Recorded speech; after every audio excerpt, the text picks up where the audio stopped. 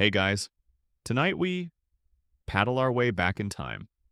Not through gentle streams, but across the shimmering, vital waters of Lake Texcoco in 15th century Mesoamerica. We're heading to a marvel of human ingenuity, a city built on a lake, the magnificent and bustling Aztec capital of Tenochtitlan. Imagine, if you will, not solid ground beneath your feet, but the gentle lapping of water, the flash of canoe paddles, and the scent of wood smoke mingling with damp earth and exotic blossoms, all rising from what seems to be a floating metropolis. Now, if you, with your modern aversion to, say, surprise jaguar encounters or the distinct possibility of your entire neighborhood suddenly developing a bit of a sinkhole issue due to enthusiastic but perhaps structurally ambitious engineering, were to find yourself a citizen of this watery wonderland, well, let's just say your survival strategy would need some serious, immediate, and probably quite damp revisions. Your smartphone, for instance, would be less useful for navigation and more likely to be offered as a particularly shiny, if ultimately inedible, tribute to Huitzilopochtli, the god of war, just in case. So, before you get comfortable, take a moment to like the video and subscribe, but only if you genuinely enjoy what I do here. And please do drop a comment letting me know where you're listening from and what time it is in your part of the world. I love seeing how these ancient echoes ripple across our modern globe. Now, dim the lights, maybe turn on a fan for that soft background hum, and let's ease into tonight's journey together. You find yourself gliding in a canoe, the rhythmic dip of the paddle your only sound for a moment, across the vast, shallow expanse of Lake Texcoco. The air is thin, carrying the scent of unfamiliar flowers, damp earth, and the distant, smoky aroma of countless cooking fires. In the distance, framed by a dramatic ring of volcanic mountains, a city rises from the water as if by magic. This is Tenochtitlan, the heart of the Aztec Empire, a sprawling, intricate metropolis that seems to defy its very foundations. It's not built beside the lake, but within it, a testament to the ingenuity and sheer bloody-minded determination of its founders. The Mexica people, whom we often call the Aztecs, they arrived in this valley of Mexico as outsiders, a nomadic tribe, and according to their own legends, were guided by a prophecy to build their city where they saw an eagle perched on a cactus, devouring a serpent. And that spot, inconveniently enough, turned out to be a swampy, unpromising island in the middle of a lake.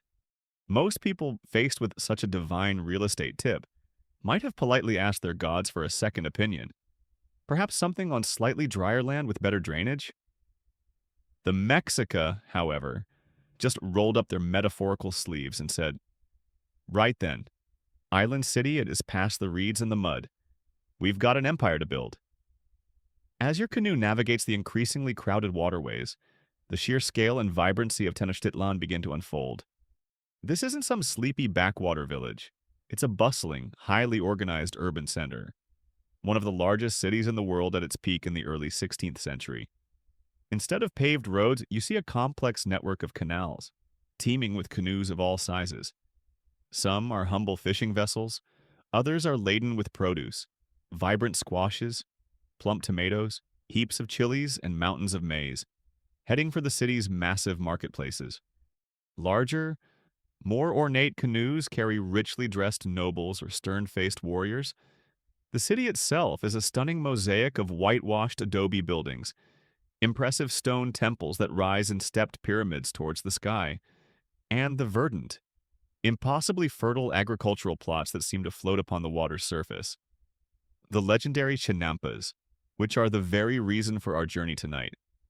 The official city motto, you suspect, if Tenochtitlan had one, was probably something along the lines of Tenochtitlan defying gravity, common sense, and basic floodplain management principles since 1325.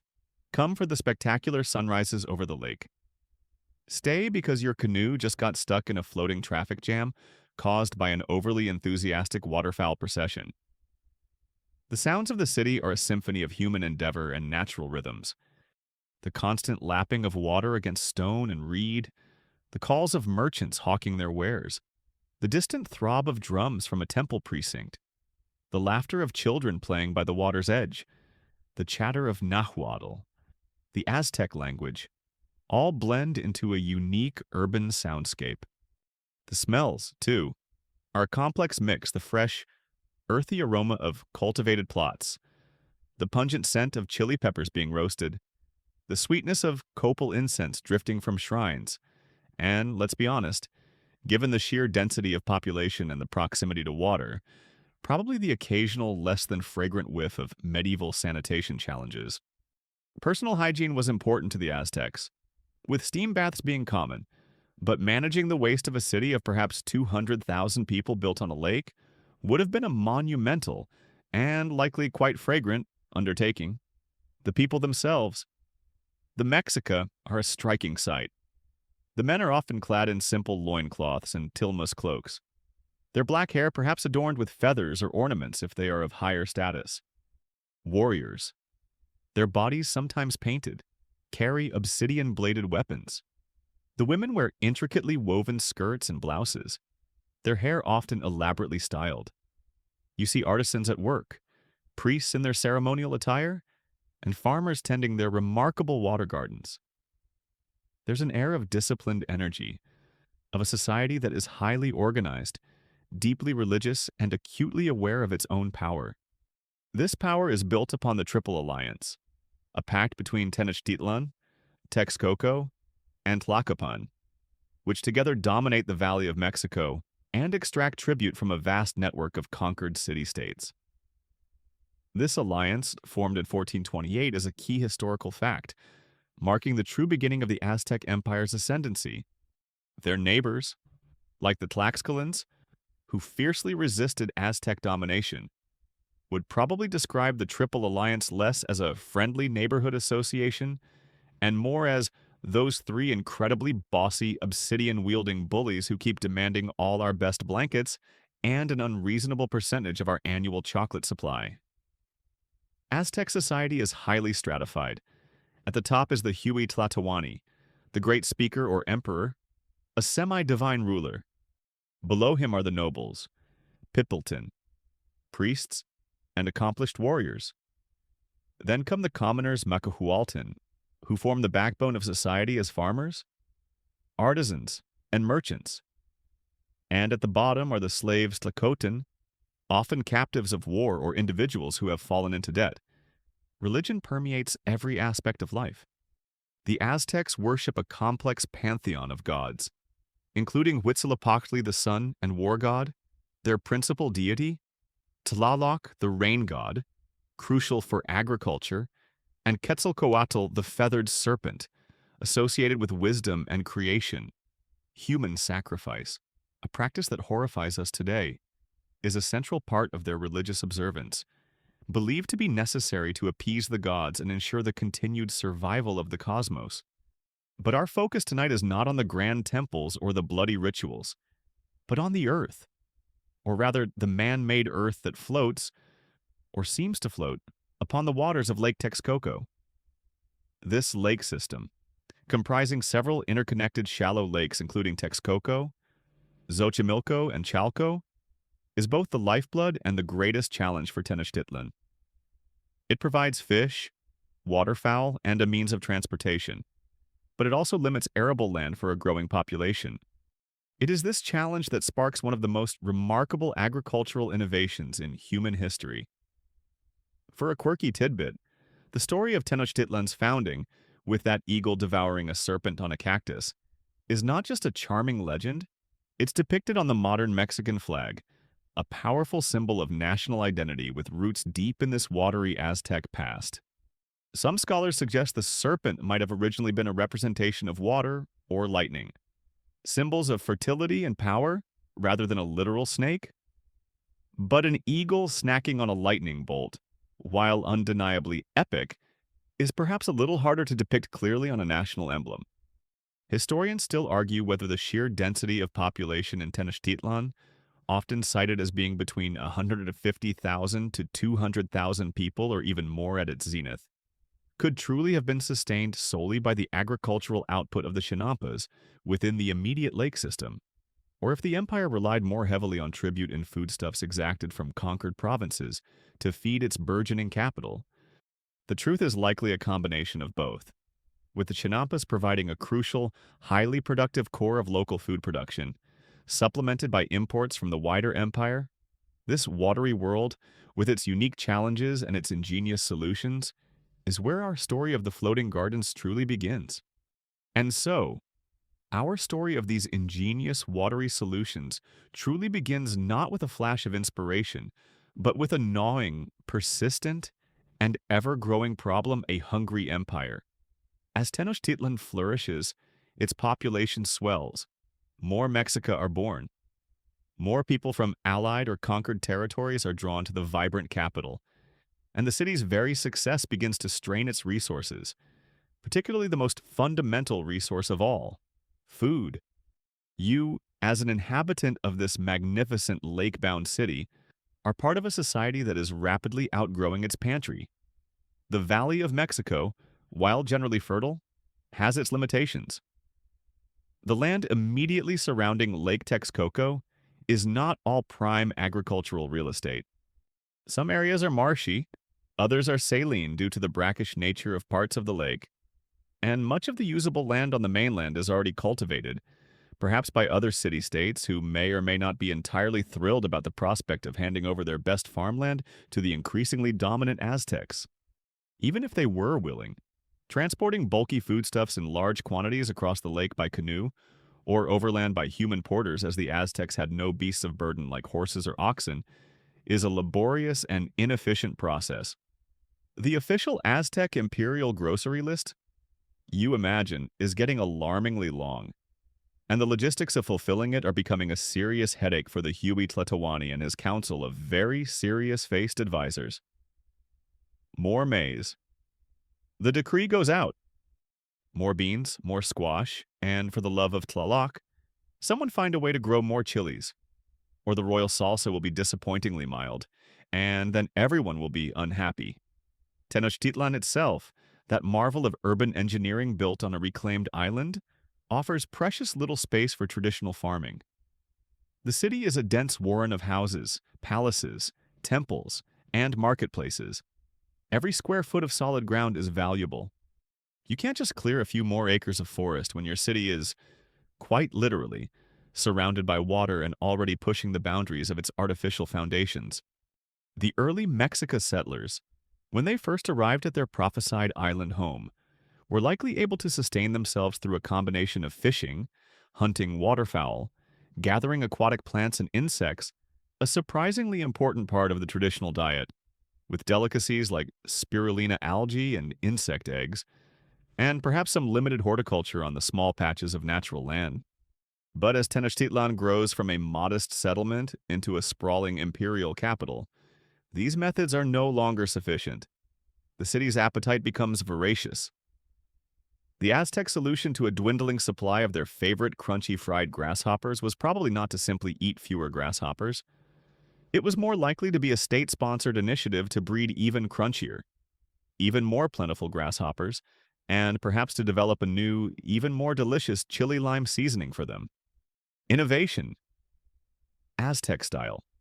This pressing need for more arable land, for a reliable and expandable local food source capable of feeding hundreds of thousands of people, becomes a major strategic imperative for the Aztec state. Without it, the empire's growth will stall, its power will diminish, and social unrest could follow. A hungry populace is rarely a happy or stable populace. The tribute exacted from conquered provinces, maize, beans, amaranth, chia seeds, and other foodstuffs, certainly helps, forming a significant part of the imperial economy, but relying solely on tribute has its own risks. Distant provinces can rebel. Supply lines can be disrupted by warfare or natural disasters, and the sheer logistical challenge of transporting vast quantities of perishable goods across long distances remains. The Aztec Empire, for all its military might, cannot afford to have its capital entirely dependent on the goodwill or the continued subjugation of faraway peoples for its daily bread. The unique environment of Lake Texcoco, with its shallow waters and marshy fringes, presents both the problem and, ultimately, the solution. Traditional agriculture, as practiced on dry land, is clearly not an option within the immediate confines of the city. But what if the land itself could be created from the lake? What if these unproductive shallows could be transformed into extraordinarily fertile gardens? This is the spark of genius that leads to the development and massive expansion of the Chinampa system. The Aztec agricultural planners, faced with a critical shortage of arable land and a rapidly expanding urban population that really liked its maize, probably looked out at the vast, shallow, and rather unpromising expanse of Lake Texcoco and had a collective moment of inspiration. Wait a minute, one might have said, stroking his metaphorical chin. What if, instead of trying to find more land around the lake, we just make some more land in the lake? Out of all this lovely, readily available mud and reeds, it's so crazy, it just might work. And if it doesn't, well, at least we'll have some very interesting, if somewhat soggy, new islands. It's a mainstream historical fact that the significant population growth of Tenochtitlan, particularly from the 15th century onwards, placed immense pressure on local food production systems. This demographic pressure was a primary driver for the sophisticated development and widespread adoption of the highly intensive Chinampa agricultural technique in the southern, freshwater portions of the lake system, such as Lakes Xochimilco and Chalco, to feed the burgeoning capital. The challenge is not just about quantity, but also about quality and reliability. The Valley of Mexico, despite its general fertility, is subject to frosts, droughts, and occasional floods. A system that could mitigate these risks, provide a consistent water supply, and maintain soil fertility would be immensely valuable. The Chinampas, as we will see, offer solutions to all these problems. For a quirky tidbit, it's said that the Aztecs, resourceful as they were, even consumed the nutrient-rich scum or algae known as tequitlatl, possibly spirulina that formed on the surface of the lake, drying it into cakes that provided a valuable source of protein. While perhaps not the most appetizing image to our modern palates, it highlights their ingenuity in utilizing every available resource in their watery environment. If it grew, swam, crawled, or even just passively floated in Lake Texcoco, chances are the Aztecs had figured out a way to either eat it, wear it, build something out of it, or possibly offer it as a thoughtful, if slightly unusual, gift to one of their many gods. Oh, mighty Tlaloc, bringer of rains, the priest might intone. Please accept this humble offering of slightly dried lake scum, 3 surprisingly agile water beetles, and this rather artistic arrangement of pondweed. We trust it meets with your divine approval. And please, do consider sending some actual rain soon, as our maize is looking a bit thirsty. The beauty of the Chinampa solution is that it turns the apparent disadvantage of Tenochtitlan's lacustrine setting into a profound agricultural advantage. The lake itself provides the building materials, the constant irrigation, and, crucially, an inexhaustible supply of nutrient-rich fertilizer. It's a system born of necessity, refined by observation, and perfectly adapted to its unique environment. Historians still argue about the precise timeline and the initial impetus for the large-scale development of Chinampa agriculture. Was it a gradual evolution, slowly perfected over centuries by earlier lake-dwelling cultures in the Valley of Mexico, which the Aztecs then adopted and massively expanded upon their arrival?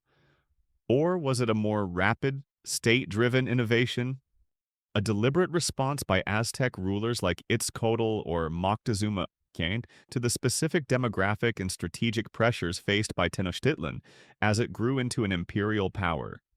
The archaeological and historical evidence suggests elements of both. A long pre-Aztec tradition of wetland agriculture in the region, which the Aztecs then took to an unprecedented scale and level of sophistication to meet the demands of their hungry, island-bound empire. The need was pressing, the environment was challenging, and the solution was, quite literally, Revolutionary. That pressing need, that gnawing hunger of a rapidly expanding empire crammed onto a swampy island, is the mother of truly remarkable invention. The Aztecs, or more accurately, the Mexica people of Tenochtitlan, faced with the seemingly intractable problem of limited arable land, don't just throw up their hands and decide to switch to a national diet of air and good intentions. Oh no. They look at their watery surroundings, at the shallow, marshy expanses of Lake Texcoco, and they see not an obstacle, but an opportunity. This is where the brilliant spark of ancient ingenuity ignites, leading to the development and perfection of the Chinampa, a solution so elegant, so productive, and so perfectly adapted to its environment that it will become the agricultural backbone of their mighty city. The concept of creating artificial agricultural plots in wetland environments wasn't entirely new to Mesoamerica. Earlier cultures in the Valley of Mexico, like those at Teotihuacan or the peoples around Lake Chalco and Lake Xochimilco the Southern, freshwater parts of the Lake Texcoco system had likely experimented with forms of raised field agriculture or wetland reclamation for centuries. It's a bit like how that one uncle of yours claims he invented putting pineapple on pizza way back in the 70s, even though there's some vague evidence of similar, if less inspired, fruity flatbread concoctions from earlier, less culinarily adventurous civilizations. The Aztecs, however, take this existing idea and elevate it to an art form. A highly organized, intensive, and incredibly productive system on an unprecedented scale. They don't just dabble in wetland farming, they master it, making it the cornerstone of their urban sustenance. So, what exactly is a chinampa?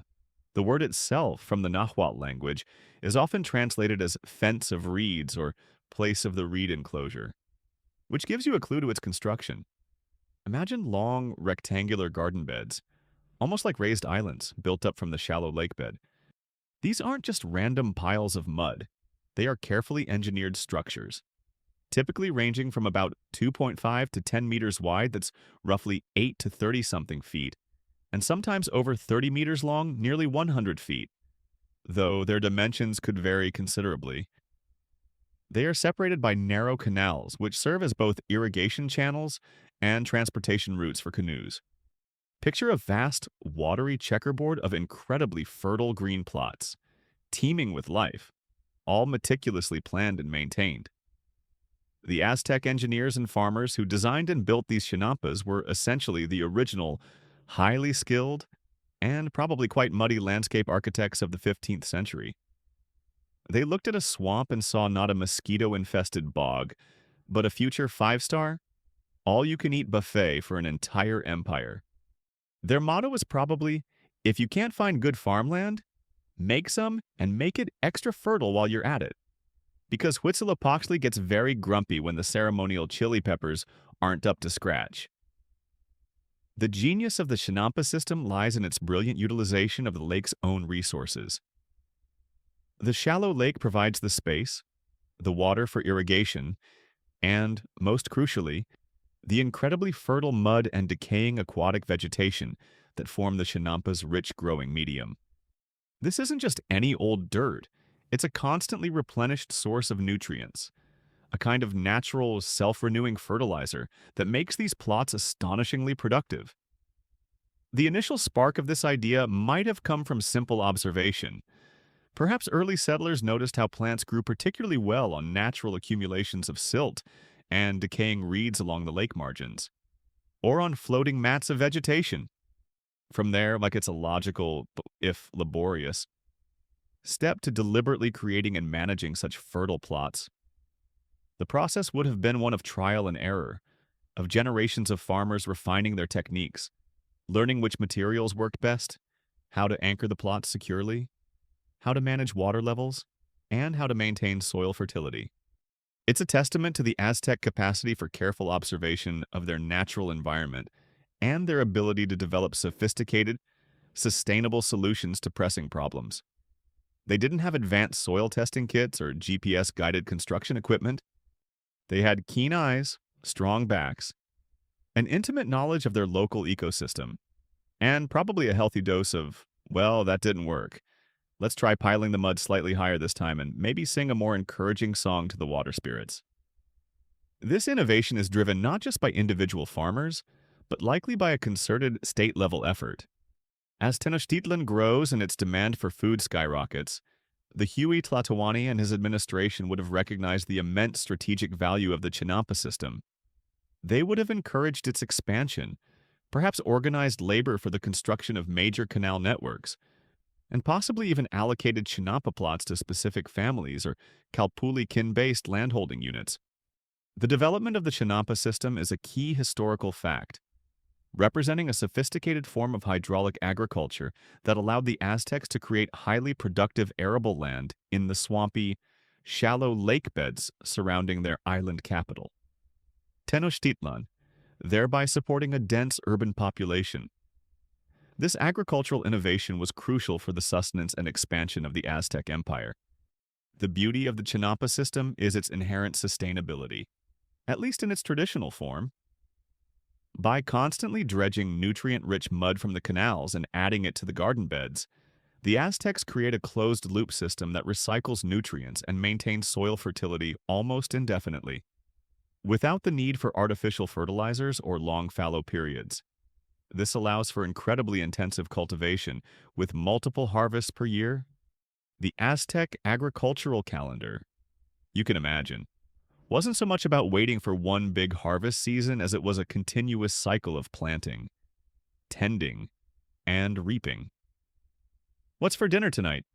Deering an Aztec wife might ask. Well, her Chinampa farming husband might reply, wiping mud from his brow. We've got a lovely selection of freshly picked maize from Plot 3, some rather plump beans from Plot 7, which I just harvested this morning, a delightful squash that was looking particularly cheerful on Plot 2, and if you fancy something exotic. I noticed the chili peppers on Plot 5 are just about ready to spontaneously combust with sheer ripeness. It's a veritable cornucopia out there. My love, all thanks to the benevolent mud gods and my remarkably strong back. For a quirky tidbit, while the Chinampas themselves were fixed structures, not truly floating in the way a raft might, there is some evidence that the Aztecs and perhaps earlier cultures did experiment with smaller, genuinely buoyant seedling rafts or floating seedbeds, almacigos. These could be made from woven reeds and mud, allowing young plants to germinate and get a head start in a controlled, moist environment before being transplanted to the more permanent Chinampas. This might be one source of the persistent floating garden myth. The development of this system is not just about engineering, it's about a deep understanding of ecology. The Chinampa farmers are essentially creating and managing a complex, artificial wetland ecosystem, one that integrates agriculture, aquaculture as fish and waterfowl thrive in the canals, and nutrient cycling. It's a form of permaculture on a grand scale. Centuries before that term was ever coined, historians and archaeologists still debate the precise origins and the exact timeline of the Chinampa system's development and its full geographical extent within the Valley of Mexico. While its intensive use by the Aztecs in the southern lakes of Xochimilco and Chalco to feed Tenochtitlan is well documented, to what degree was it practiced in the more saline waters of Lake Texcoco proper, or by other contemporaneous cultures in the region? And how much of the technology was inherited from earlier civilizations like Teotihuacan or the Toltecs, versus being a uniquely Aztec innovation or large-scale refinement? The archaeological record continues to yield clues, but the full story of this ancient agricultural marvel is still being pieced together, one muddy layer at a time. What is undeniable is that this spark of ingenuity, born from the pressing need of a hungry empire and nurtured by keen observation of the natural world, transformed the watery landscape of the Valley of Mexico into one of the most productive agricultural zones in the ancient Americas. That spark of ingenuity, that brilliant Aztec solution to feeding a hungry island empire, has given rise to one of the most enduring and romantic images of Tenochtitlan, the floating gardens. You've probably seen the depictions, idyllic green islands, laden with flowers and vegetables, seemingly drifting serenely across the waters of Lake Texcoco, perhaps with a picturesque Aztec farmer pulling a canoe alongside. It's a beautiful, almost dreamlike vision. And like many beautiful, dreamlike visions, it's also, well, not entirely accurate. So let's gently puncture this charming historical myth, not to spoil the romance, but to reveal the even more impressive, solidly anchored reality of how these remarkable chinampas actually worked. The term floating gardens is a bit of a misnomer, a wonderfully evocative but ultimately misleading label that was likely popularized by early European observers who were understandably astonished by the sight of intensive agriculture seemingly taking place on the lake. Perhaps the way the Chinampas were surrounded by water, the lush vegetation rising directly from the canals, gave the impression of buoyancy. Or maybe, as we touched upon, those smaller, genuinely buoyant seedling rafts almacigos contributed to the confusion. But the vast, productive chinampas that fed Tenochtitlan were not free-floating rafts that could be casually pulled from one side of the lake to the other, like some kind of agricultural houseboat. Oh, I fancy a change of scenery for my prize-winning chili peppers this week. An Aztec farmer might say in this mythical floating world. Let's just untie the old chinampa from its mooring and paddle it over to that sunny spot near the Tlacopan Causeway. Mind the royal barge. Dear, while a delightful image, it's pure fantasy. The reality is that chinampas were fixed, artificial islands, meticulously engineered and firmly anchored to the shallow lake bed. They were a form of land reclamation, a way of creating solid, arable land where none existed before, using the lake's own materials. Think of them less as boats and more as incredibly fertile as man-made peninsulas or long, narrow islands, built up layer by layer from the muck and mire of the lake bottom. The Aztec engineers weren't just clever gardeners, they were master hydraulic engineers and earth movers, albeit with rather rudimentary tools by our standards. Their primary construction equipment probably consisted of strong backs, sturdy canoes, woven baskets for carrying mud, and perhaps some basic wooden spades or digging sticks. No steam shovels, no dredgers, just sheer human effort and an intimate understanding of their watery environment.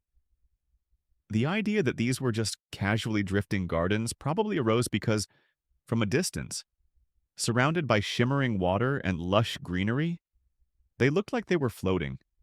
It's the 15th century equivalent of looking at a particularly well-camouflaged military installation and thinking, what a lovely, naturally occurring hillock covered in unusually geometric bushes.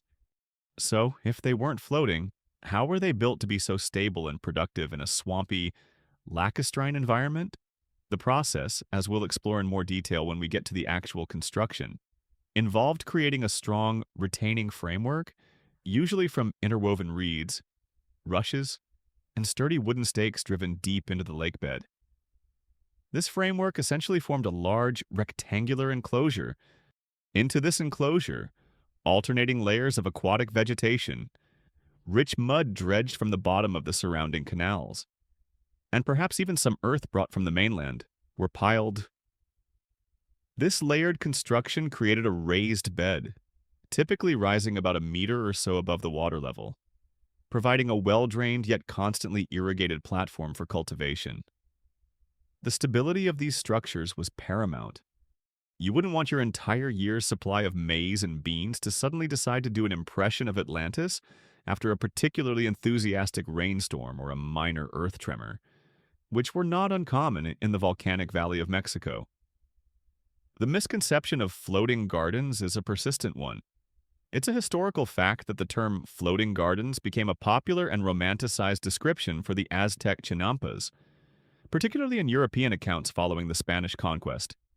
While visually evocative, this term is technically incorrect, as chinampas were fixed, artificial agricultural islands built up from the lake bed and anchored by posts and trees, not free-floating structures. The Spanish conquistadors themselves, when they first laid eyes on Tenochtitlan and its surrounding chinampa system in the early 16th century, were utterly astounded. Bernal Diaz del Castillo, one of Cortez's soldiers, described the scene with awe. Speaking of great cities built on the water, of causeways, and of these incredible cultivated plots that seem to rise from the lake.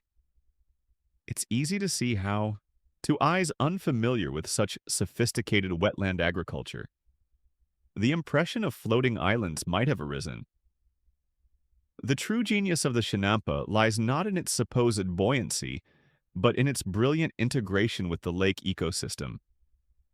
By being anchored, they became permanent, highly productive features of the landscape.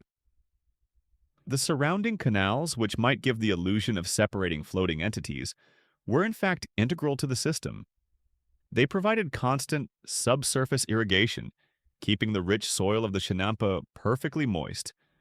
They were transportation routes for the farmers in their canoes, allowing them to easily access their plots, transport materials, and carry their harvest to market. And, as we'll see, these canals were also the source of the nutrient-rich mud that was regularly dredged and added to the Chinampas, ensuring their incredible, sustained fertility.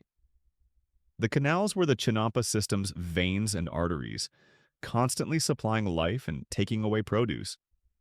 Without these watery roadways, the whole system would have been as impractical as trying to run a modern city with no streets. Just a series of very enthusiastic but ultimately unconnected driveways. For a quirky tidbit, one can imagine the confusion of early European visitors trying to describe this alien landscape. Perhaps a slightly bewildered Spanish friar, writing home to his superiors, might have attempted to explain it thus and lo. These ingenious heathens do cultivate their maize and their strange, spicy peppers upon what appear to be, well, they are not boats, nor are they truly islands in the conventional sense. They are more like very well organized, rectangular, and surprisingly fertile mud piles that have decided to take up permanent residence in the lake, surrounded by little watery streets. It is most perplexing, yet yields a prodigious quantity of beans. The local god of inexplicable agricultural phenomena must be very powerful indeed. The stability of these non-floating gardens was further enhanced by the strategic planting of trees, particularly species of willow known in Nahuatl as ahuexotl, along their borders. The roots of these trees would spread through the Chinampa structure and down into the lake bed, binding the layers of mud and vegetation together, acting like natural reinforcing rods and further anchoring the plot securely. These trees also provided shade, helped to prevent erosion of the Chinampa edges, and yielded valuable wood for construction and fuel. So, while the image of a gently drifting Aztec garden, a kind of agricultural lily pad, is undeniably romantic, the anchored reality is far more impressive from an engineering and agricultural perspective. It speaks to a deep understanding of hydraulics, soil science, albeit empirical, and sustainable resource management. The Aztecs weren't just hoping their gardens would stay put. They were actively, skillfully ensuring they did, creating a permanent, highly productive agricultural landscape from the very substance of the lake itself. Historians and archaeologists still occasionally encounter the persistent floating garden myth in popular literature or older academic works. However, modern scholarship, based on detailed archaeological investigations, analysis of early colonial accounts, and the study of surviving traditional Chinampa systems like those still found in Xochimilco, near Mexico City today, is unanimous the primary agricultural Chinampas of the Aztecs were fixed. Man-made extensions of the land into the shallow lake, a testament to sophisticated wetland engineering rather than buoyant horticulture.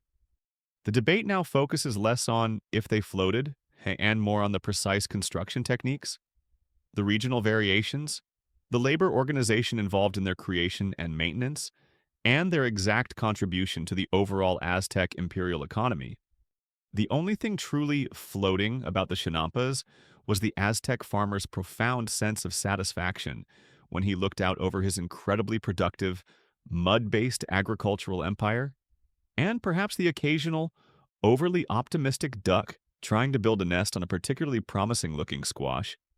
So, we've established that these remarkable Aztec Chinampas are not casually drifting botanical barges, but firmly anchored, meticulously engineered agricultural islands. The romantic myth of the floating garden, while charming, gives way to an even more impressive reality of sophisticated wetland engineering. But to build these marvels, to conjure fertile land from the very waters of Lake Texcoco, you, as a prospective Chinampa farmer or a laborer conscripted for this vital imperial project, need the right ingredients. It's time to roll up your loincloth, wade into the shallows, and understand the crucial natural materials, the reeds, the mud, the very life of the lake, that are skillfully gathered and combined to create these incredibly productive plots. The first and most fundamental material, the very skeleton of your future Chinampa, comes from the abundant aquatic vegetation that thrives in the shallow, freshwater parts of the lake system. Particularly in areas like Lake Xochimilco and Lake Chalco, you're looking for sturdy reeds, rushes, cattails, and other water-loving plants like Tula type of bulrush.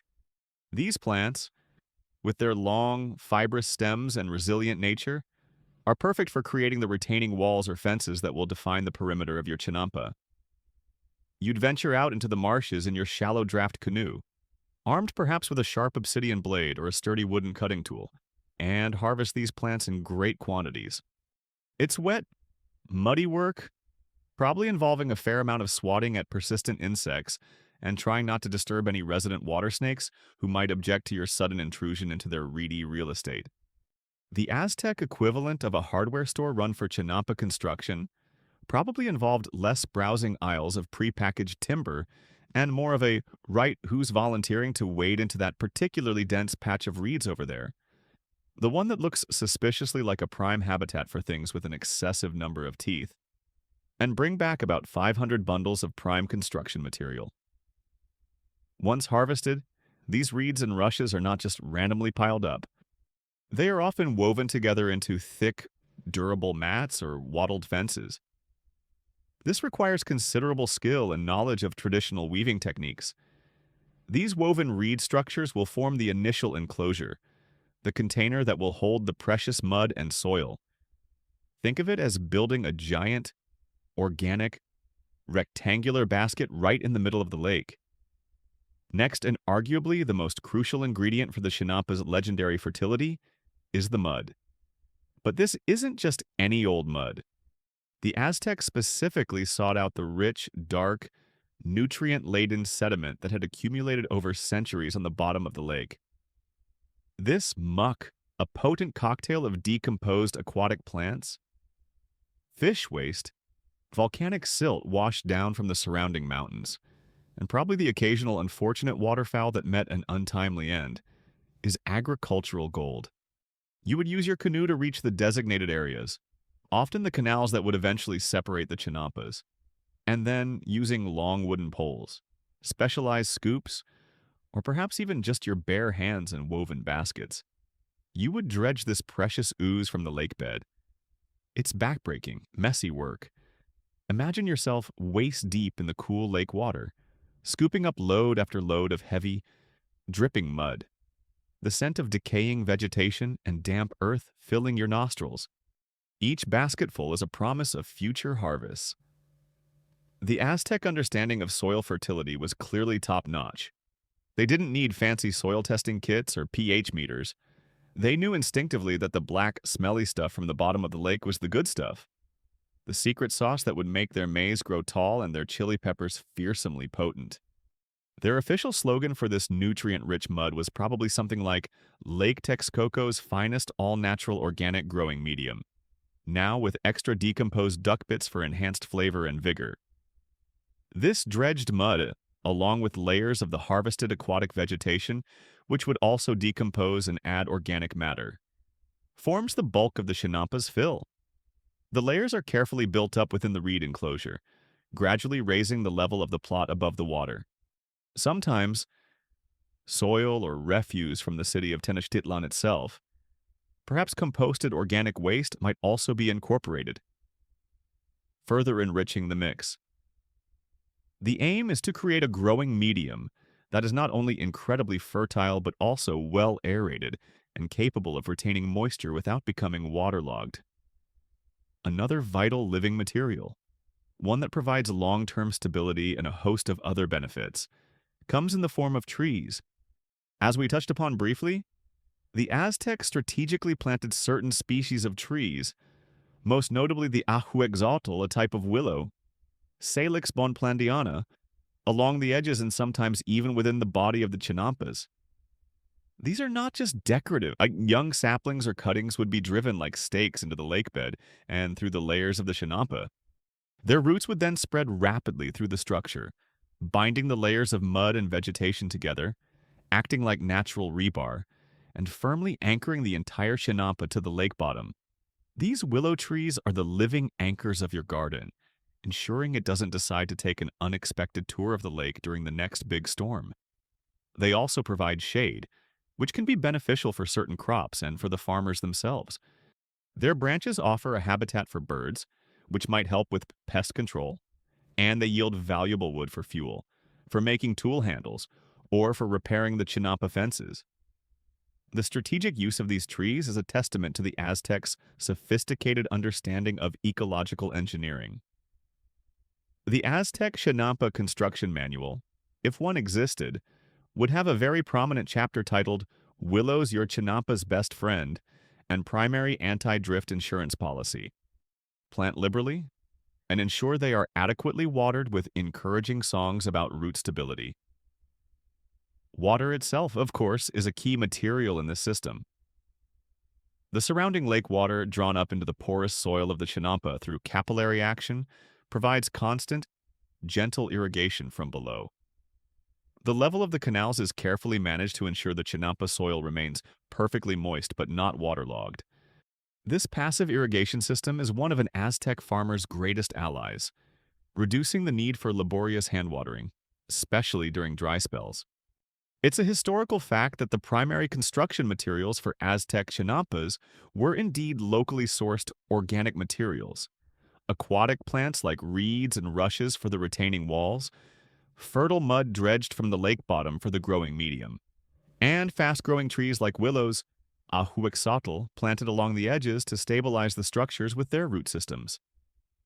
This ingenious use of readily available natural resources was key to the system's success and sustainability. For a quirky tidbit, the Aztecs may have also incorporated other organic materials into their chinampa construction, depending on availability.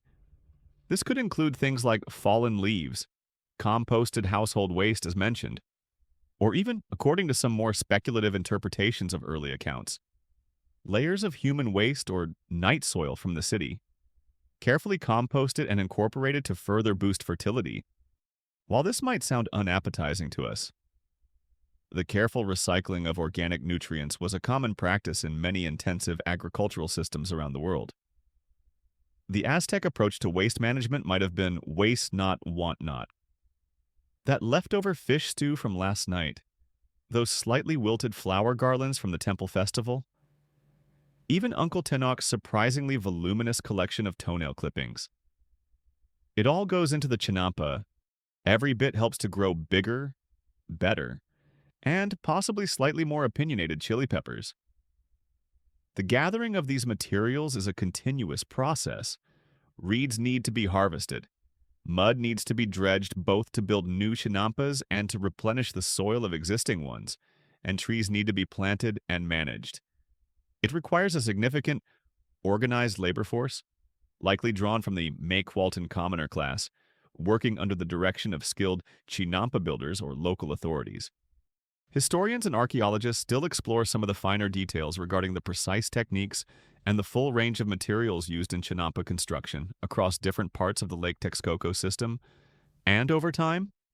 For instance, were there regional variations in the preferred types of aquatic plants used for the retaining walls, based on local availability or specific properties? How deep were the initial retaining stakes typically driven into the lake bed to ensure stability? And what tools were most effective for this in a watery environment? And to what extent was the construction of new chinampa zones a centrally planned, state-directed imperial project versus a more organic, community-led expansion driven by local needs and initiatives? The ongoing study of surviving chinampa remnants and early colonial descriptions continues to shed light on the sophisticated material science and engineering knowledge possessed by these ancient Mesoamerican farmers. The materials were simple, Reeds, mud, water, life.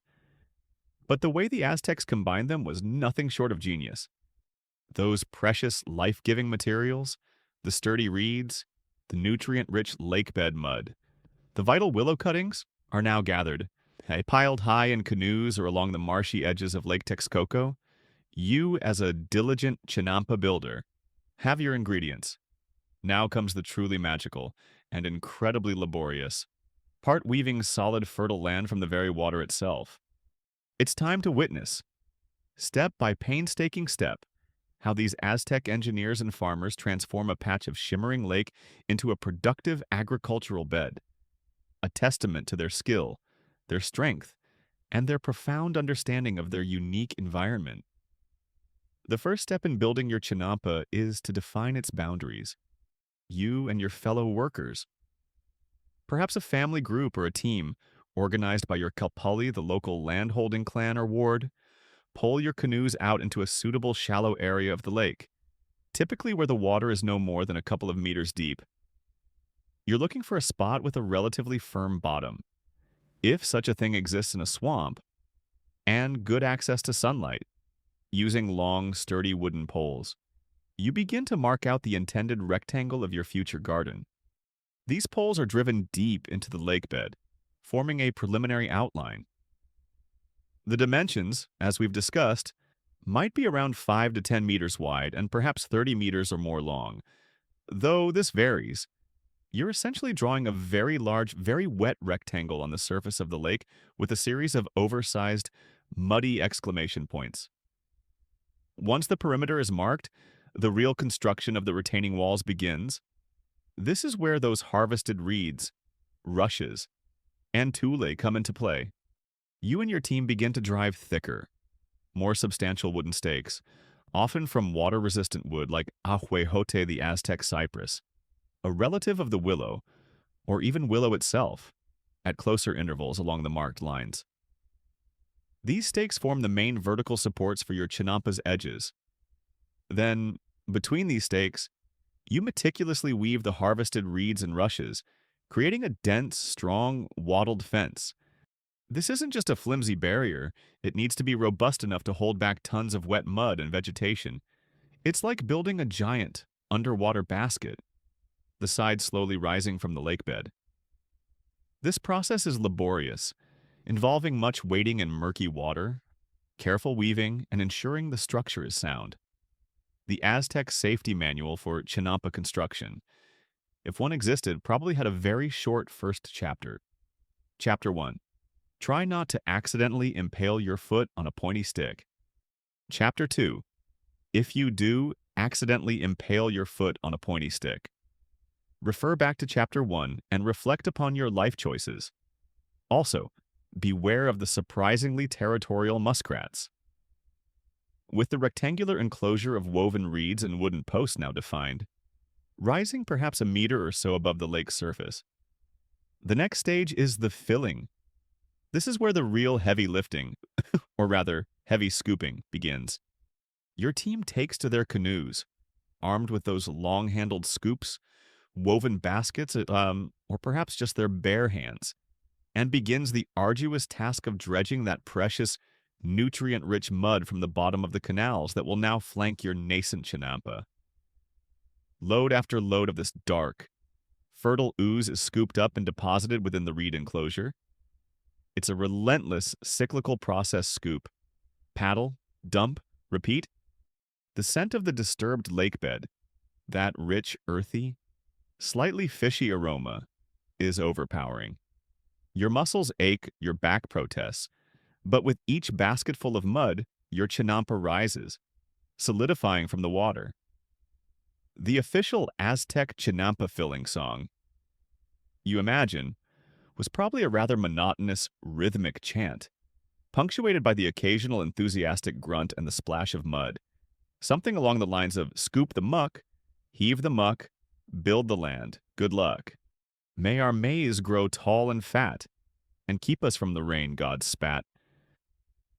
But it's not just mud. Interspersed with the layers of lakebed sediment, you also strategically place layers of the aquatic vegetation you harvested earlier, the reeds, the water hyacinths, any decaying plant matter. These organic layers serve several crucial purposes. They add bulk to the chinampa, reducing the sheer volume of heavy mud that needs to be dredged. As this vegetation decomposes, it releases vital nutrients directly into the growing medium, further enhancing its fertility. And these fibrous layers also help with drainage and aeration within the chinampa bed, preventing the soil from becoming overly compacted or waterlogged. It's like making a giant, rectangular, incredibly fertile compost lasagna right in the middle of the lake. Slowly, painstakingly, layer upon layer of mud and vegetation are added until the surface of your chinampa is raised to the desired height, typically about a meter, around 3 feet above the average water level of the surrounding canals. This height is critical. It needs to be high enough to keep the plant roots from being constantly submerged, which could lead to rot, but low enough to allow the natural capillary action from the canals to keep the soil consistently moist from below. Getting this balance right is a mark of an experienced chinampa builder. Once the chinampa is filled, the work isn't over. The surface needs to be leveled and prepared for planting. And crucially, those willow ahuixotl cuttings or saplings we talked about are now strategically planted along the edges, and sometimes even at intervals within the body of the chinampa itself. These are driven down through the layers of mud and vegetation, deep into the lake bed below. As these trees take root and grow, their spreading root systems will act like a living net, binding the entire structure together, reinforcing the reed walls and providing long-term stability against erosion from the canal water or the occasional minor flood. These willow sentinels are the true anchors, the living reinforcement that ensures your carefully woven land doesn't unravel. The Aztec Department of Chinampa Stability and Willow Tree Appreciation probably had very strict guidelines. For optimal structural integrity and a pleasingly verdant aesthetic, it is hereby decreed that no fewer than 1717 auspiciously selected willow cuttings shall be planted per every 10 cubits of chinampa perimeter. Failure to comply may result in your chinampa developing an unfortunate and entirely preventable slouchy disposition, much to the amusement of your more diligent neighbors. This entire construction process, from marking out the plot to planting the anchoring willows, is a testament to communal labor and accumulated generational knowledge. It's not something one person could easily do alone. Families or work teams would collaborate, sharing the immense physical effort and the specialized skills required. It's a historical fact that the construction of chinampas was a labor-intensive process, requiring significant cooperation and an intimate understanding of the local lacustrine environment. This system of agriculture was not a casual affair, but a sophisticated and demanding form of land management. For a quirky tidbit, imagine the specialized tools that might have evolved for chinampa construction. Perhaps they had particularly long-handled, narrow wooden spades specifically designed for cutting through dense reed beds, or uniquely shaped baskets that were easier to fill with mud while standing in a wobbly canoe. Or maybe there was a specific rhythmic chant or work song used by the dredging teams to coordinate their efforts and maintain morale during the backbreaking task of scooping endless tons of lake bottom ooze. 1, 2, 3, heave that smelly mud for me. 4, 5, 6, build this land with reeds and sticks. The newly constructed chinampa isn't immediately ready for intensive cultivation. It needs time to settle, for the organic matter to begin decomposing, for the willows to take root. But once it's established, it becomes an incredibly fertile and stable platform for agriculture, a testament to the Aztecs' ability to literally weave land from water. Historians and archaeologists continue to study the precise engineering principles and labor organization involved in large-scale chinampa construction. For instance, how were very long chinampas, or those built in slightly deeper or more exposed sections of the lake, effectively stabilized against wave action or currents? Were there specialized guilds of chinampa builders, possessing secret knowledge passed down through generations? And how was the vast amount of labor required for the initial construction and ongoing maintenance of these extensive agricultural zones organized and managed by the Aztec state or local Calpulli leaders? While the basic principles are understood, the full sophistication of this ancient landmaking art still holds some mysteries. What is clear is that the Aztecs weren't just building gardens. They were building an empire, one muddy, reed-bound, incredibly fertile rectangle at a time. That newly constructed Chinampa, a testament to Aztec ingenuity and sheer hard labor, now rises from the waters of Lake Texcoco, a rectangle of rich, dark earth, meticulously layered with mud and decaying vegetation, all neatly contained within its woven reed walls. It's a remarkable achievement, a piece of land conjured from the lake itself. But it's still vulnerable. The waters of the canals, though generally calm, can lap and erode its edges. The occasional storm can whip up waves, and the sheer weight of the saturated mud, if not properly contained, could cause the structure to slump or even unravel. This is where the true living anchors of your Chinampa come into play, the silent, steadfast guardians that ensure its long-term stability and contribute to its enduring fertility, the willow sentinels. As a diligent Chinampa builder, one of your final and most crucial construction steps is the strategic planting of trees, particularly the native willow species known in Nahuatl as ahuetzotl, often identified as Salix bonplandiana, or a similar water-loving willow or cypress-like tree. The Aztec cypress, Taxodium mucronatum, also known as ahuehuetl, was also used for similar purposes along waterways. You don't just scatter a few saplings randomly and hope for the best. This is a carefully considered process, an integral part of the Chinampa's engineering. You would select sturdy young willow cuttings or small saplings, perhaps from existing groves along the lake margins or from specially cultivated nursery beds. These aren't just any trees.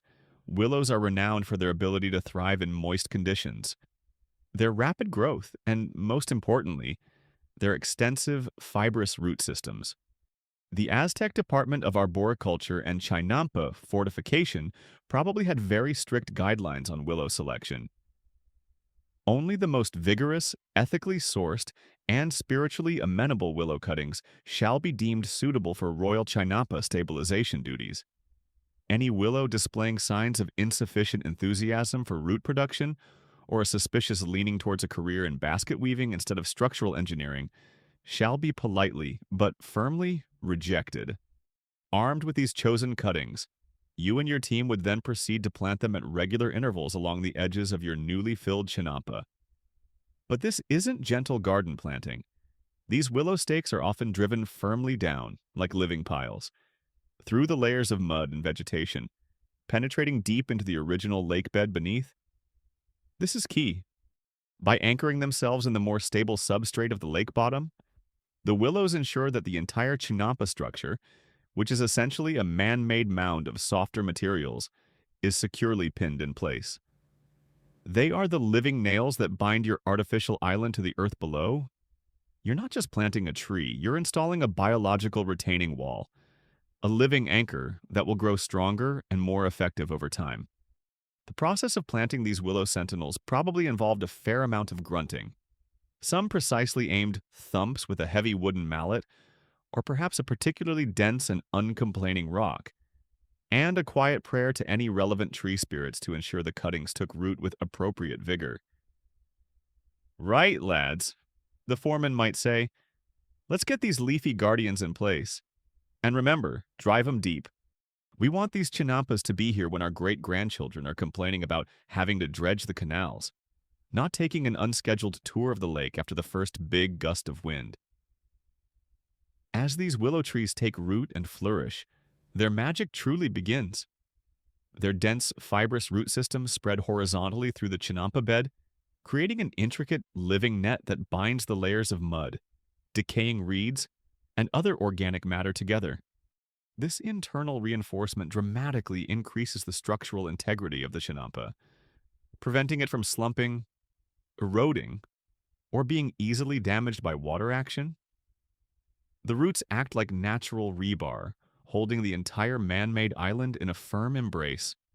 Simultaneously, their deeper taproots, anchored in the lake bed, provide that crucial stability against any lateral movement. Your Chinampa is no longer just a pile of mud. It's a living, breathing, tree-reinforced ecosystem.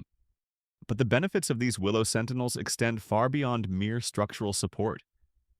Their leafy canopies provide valuable shade, especially during the fierce heat of the Mesoamerican summer. This shade can help to reduce water evaporation from the surface of the chinampa, keeping the soil moister for longer. It can also create a more favorable microclimate for certain shade-tolerant crops that might be interplanted beneath them, or for the farmers themselves as they toil on their plots. The shade also helps to cool the surrounding canal water, which can be beneficial for the aquatic life that forms another part of the Chinampa ecosystem.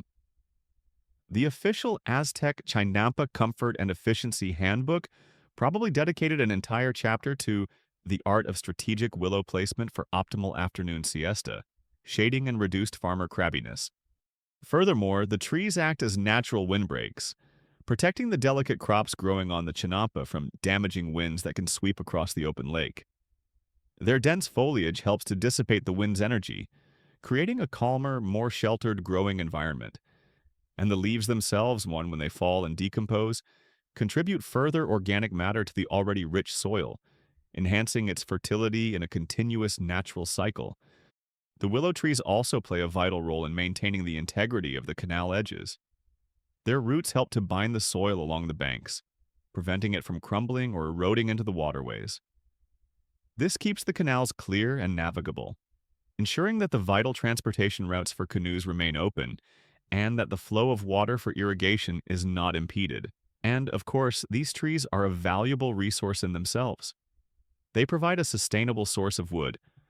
Willow branches can be harvested for firewood, for making tool handles, for weaving baskets or fish traps, or for repairing the wattled reed fences of the chinampas. The larger trunks, over time, could yield timber for more substantial construction. It's a multi-purpose plant, perfectly suited to the chinampa environment. The Aztec chinampa farmer, a true believer in sustainable resource management, even if they didn't call it that, would look at their willow trees and see not just an anchor, but also next winter's firewood, a new handle for their favorite digging stick, and possibly a rather fetching, if somewhat rustic, woven hat for their youngest child. It's a historical fact that the strategic planting of trees, particularly species of Willow Salix bonplandiana, known in Nahuatl as ahuexotl and sometimes the Aztec cypress Taxodium mucronatum, or ahuehuetl, along the perimeters was a crucial element in the construction and long-term stability of Aztec chinampas. The extensive root systems of these trees bound the artificial islands together and anchored them firmly to the lakebed, preventing erosion and structural collapse. For a quirky tidbit, it's said that the Aztecs had a deep reverence for trees and associated them with various deities and cosmic principles. The Ahuexotl willow, in particular, with its association with water and its ability to thrive in the Chinampa environment, might have held a special symbolic significance for the Chinampa farmers. Perhaps seen as a living embodiment of the lake's fertility and a gift from the water gods, they might have even had specific rituals or offerings made when planting these vital trees, ensuring their health and the continued stability of their precious gardens. Perhaps a particularly successful Chinampa farmer, whose willow trees were especially lush and whose maize grew unusually tall, was believed to have a special green thumb bestowed by Calchutlix, the goddess of lakes and streams. Or perhaps he just remembered to sing them encouraging songs about the virtues of deep root penetration, more often than his neighbors. The visual impact of these tree-lined chinampas must have been stunning. Long, verdant rectangles of cultivation, each bordered by a fringe of graceful willows, all crisscrossed by shimmering canals, creating a unique, almost park-like agricultural landscape. It was a testament to an agricultural system that worked in harmony with its environment, rather than against it. Historians and ethnobotanists continue to study the full range of tree and plant species utilized by the Aztecs in the Chinampa ecosystem, and the precise ecological benefits they provided. While the willow is the most frequently cited, were other species also deliberately cultivated along the Chinampa edges for specific purposes, such as attracting beneficial insects, repelling pests, or providing medicinal herbs? And how did the Aztecs manage these tree lines over time?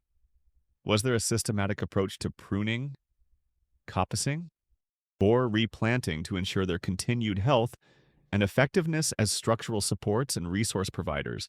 The surviving Chinampa zones in places like Xochimilco today, with their mature willow trees, still offer valuable clues to the sophisticated agroforestry practices of their Aztec predecessors. These willow sentinels were not just passive elements of the landscape, they were active, integral, and indispensable partners in the enduring success of the Chinampa system. Those steadfast willow sentinels, their roots diligently binding your Chinampa and anchoring it to the lakebed, provide the crucial long-term stability for your man-made garden. Your plot is secure, a permanent feature in the watery landscape of Tenochtitlan, but stability alone doesn't guarantee bountiful harvests. Plants, like people, need food, and in the intensive agricultural system of the Chinampas, where crops are grown year-round and multiple harvests are expected, maintaining soil fertility is absolutely paramount. This is where another stroke of Aztec genius comes into play. A practice as vital as the construction itself, the regular scooping and application of the lake's own nutrient gold. The rich, dark muck from the bottom of the surrounding canals. As a Chinampa farmer, your work doesn't end once the initial construction is complete and the first crops are planted. Far from it. The Chinampa is a living, breathing system that requires constant tending and, crucially, regular replenishment. Over time, as your maize, beans, squash, and chili peppers draw nutrients from the soil to fuel their growth, the initial fertility of the Chinampa bed will naturally begin to decline, even with the decomposing organic matter layered within it. To counteract this, and to ensure that your garden remains astonishingly productive season after season, year after year, you turn back to the source of its original richness, the lake itself. The Aztec farmer's secret weapon against soil depletion wasn't some fancy, imported fertilizer or a complicated crop rotation scheme. Though they did practice intercropping and succession planting, it was the humble yet incredibly potent mud from the bottom of the canals that crisscrossed their watery domain. This wasn't just any mud. It was a constantly accumulating treasure trove of organic matter, a natural, self-renewing fertilizer factory right on their doorstep. So, periodically, perhaps once a year or as needed based on the condition of your crops and soil, you and your fellow Chinamperos would engage in the essential task of refreshing your Chinampas. You'd take to your canoe, armed once again with those long-handled wooden scoops or specialized dredging tools. You'd navigate the narrow canals that separate your Chinampa from your neighbors, the very canals that provide its life-giving water. And then, with considerable effort, you would begin to scoop up the rich, dark sediment that has settled at the bottom of these waterways. This isn't just inert silt, it's a potent brew. Think of what accumulates in those canals decaying aquatic plants and algae. Fish waste, the droppings of waterfowl, fine particles of organic matter washed in from other Chinampas or the surrounding landscape, and perhaps even the remnants of offerings made to water deities. It's a nutrient-dense organic slurry, perfectly composted by nature. The Aztec equivalent of a premium, top-shelf, organically certified. Slow-release fertilizer was quite literally free for the scooping. Just a canoe ride away. Their motto for canal maintenance was probably, dredge early, dredge often. For today's stinky canal muck is tomorrow's prize-winning, extra spicy chili pepper. And a happy chili pepper makes for a happy Tlaloc, which means less chance of unexpected hailstorms during the sacred maize festival. This dredged muck, heavy and dripping, is then carefully transported in your canoe and spread lovingly across the surface of your Chinampa. You're essentially adding a fresh, new layer of incredibly fertile topsoil. This process not only replenishes the nutrients consumed by previous crops, but also helps to maintain the height of the Chinampa, counteracting the natural compaction and subsidence that occurs over time. It's like giving your garden a nutrient-rich spa treatment, a rejuvenating mud mask that ensures it remains vibrant and productive. The smell of freshly applied canal mud, that earthy, slightly pungent aroma of decomposition and renewal, would have been a familiar and welcome scent in the Chinampa districts. a sign of good husbandry and the promise of future abundance.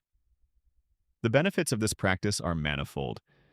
Firstly, as mentioned, it's an incredibly effective way to maintain and even enhance soil fertility without the need for external inputs or long fallow periods. This allows for the kind of continuous, intensive cultivation that was necessary to feed the massive population of Tenochtitlan. Secondly, the act of dredging the canals itself is vital for the health of the entire Chinampa system. It keeps the canals from silting up, ensuring they remain deep enough for canoe traffic and maintaining the proper water flow and circulation, which helps to oxygenate the water and prevent stagnation.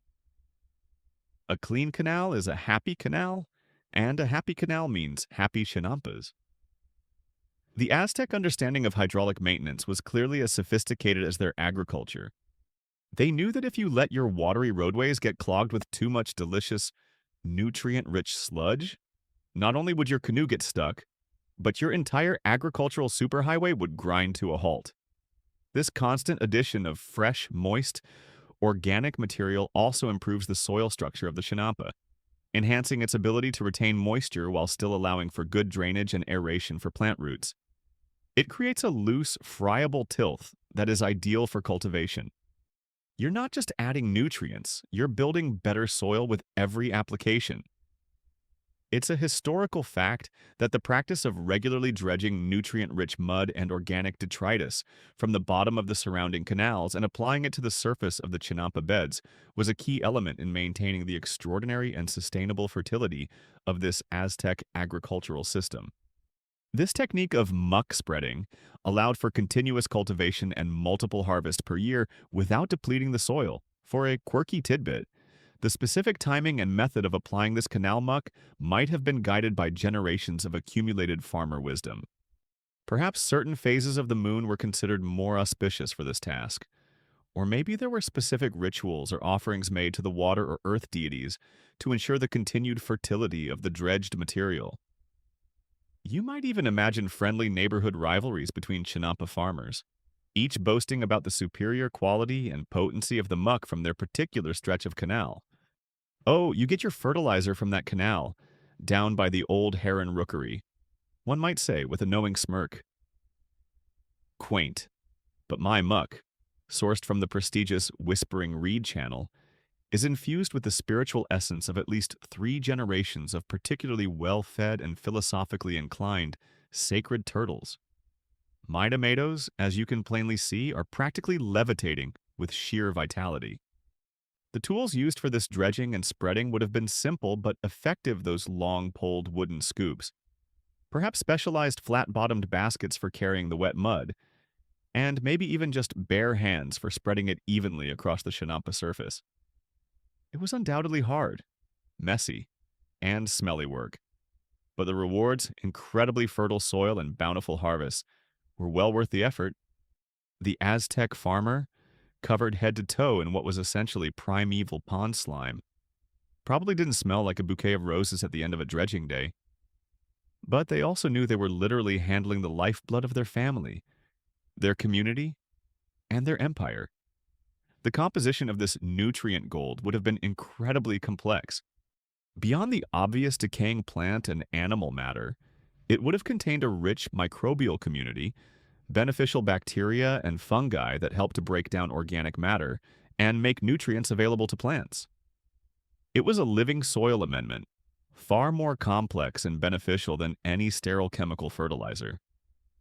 Historians and soil scientists continue to be impressed by the sustainability and ecological wisdom of this Aztec practice of nutrient recycling.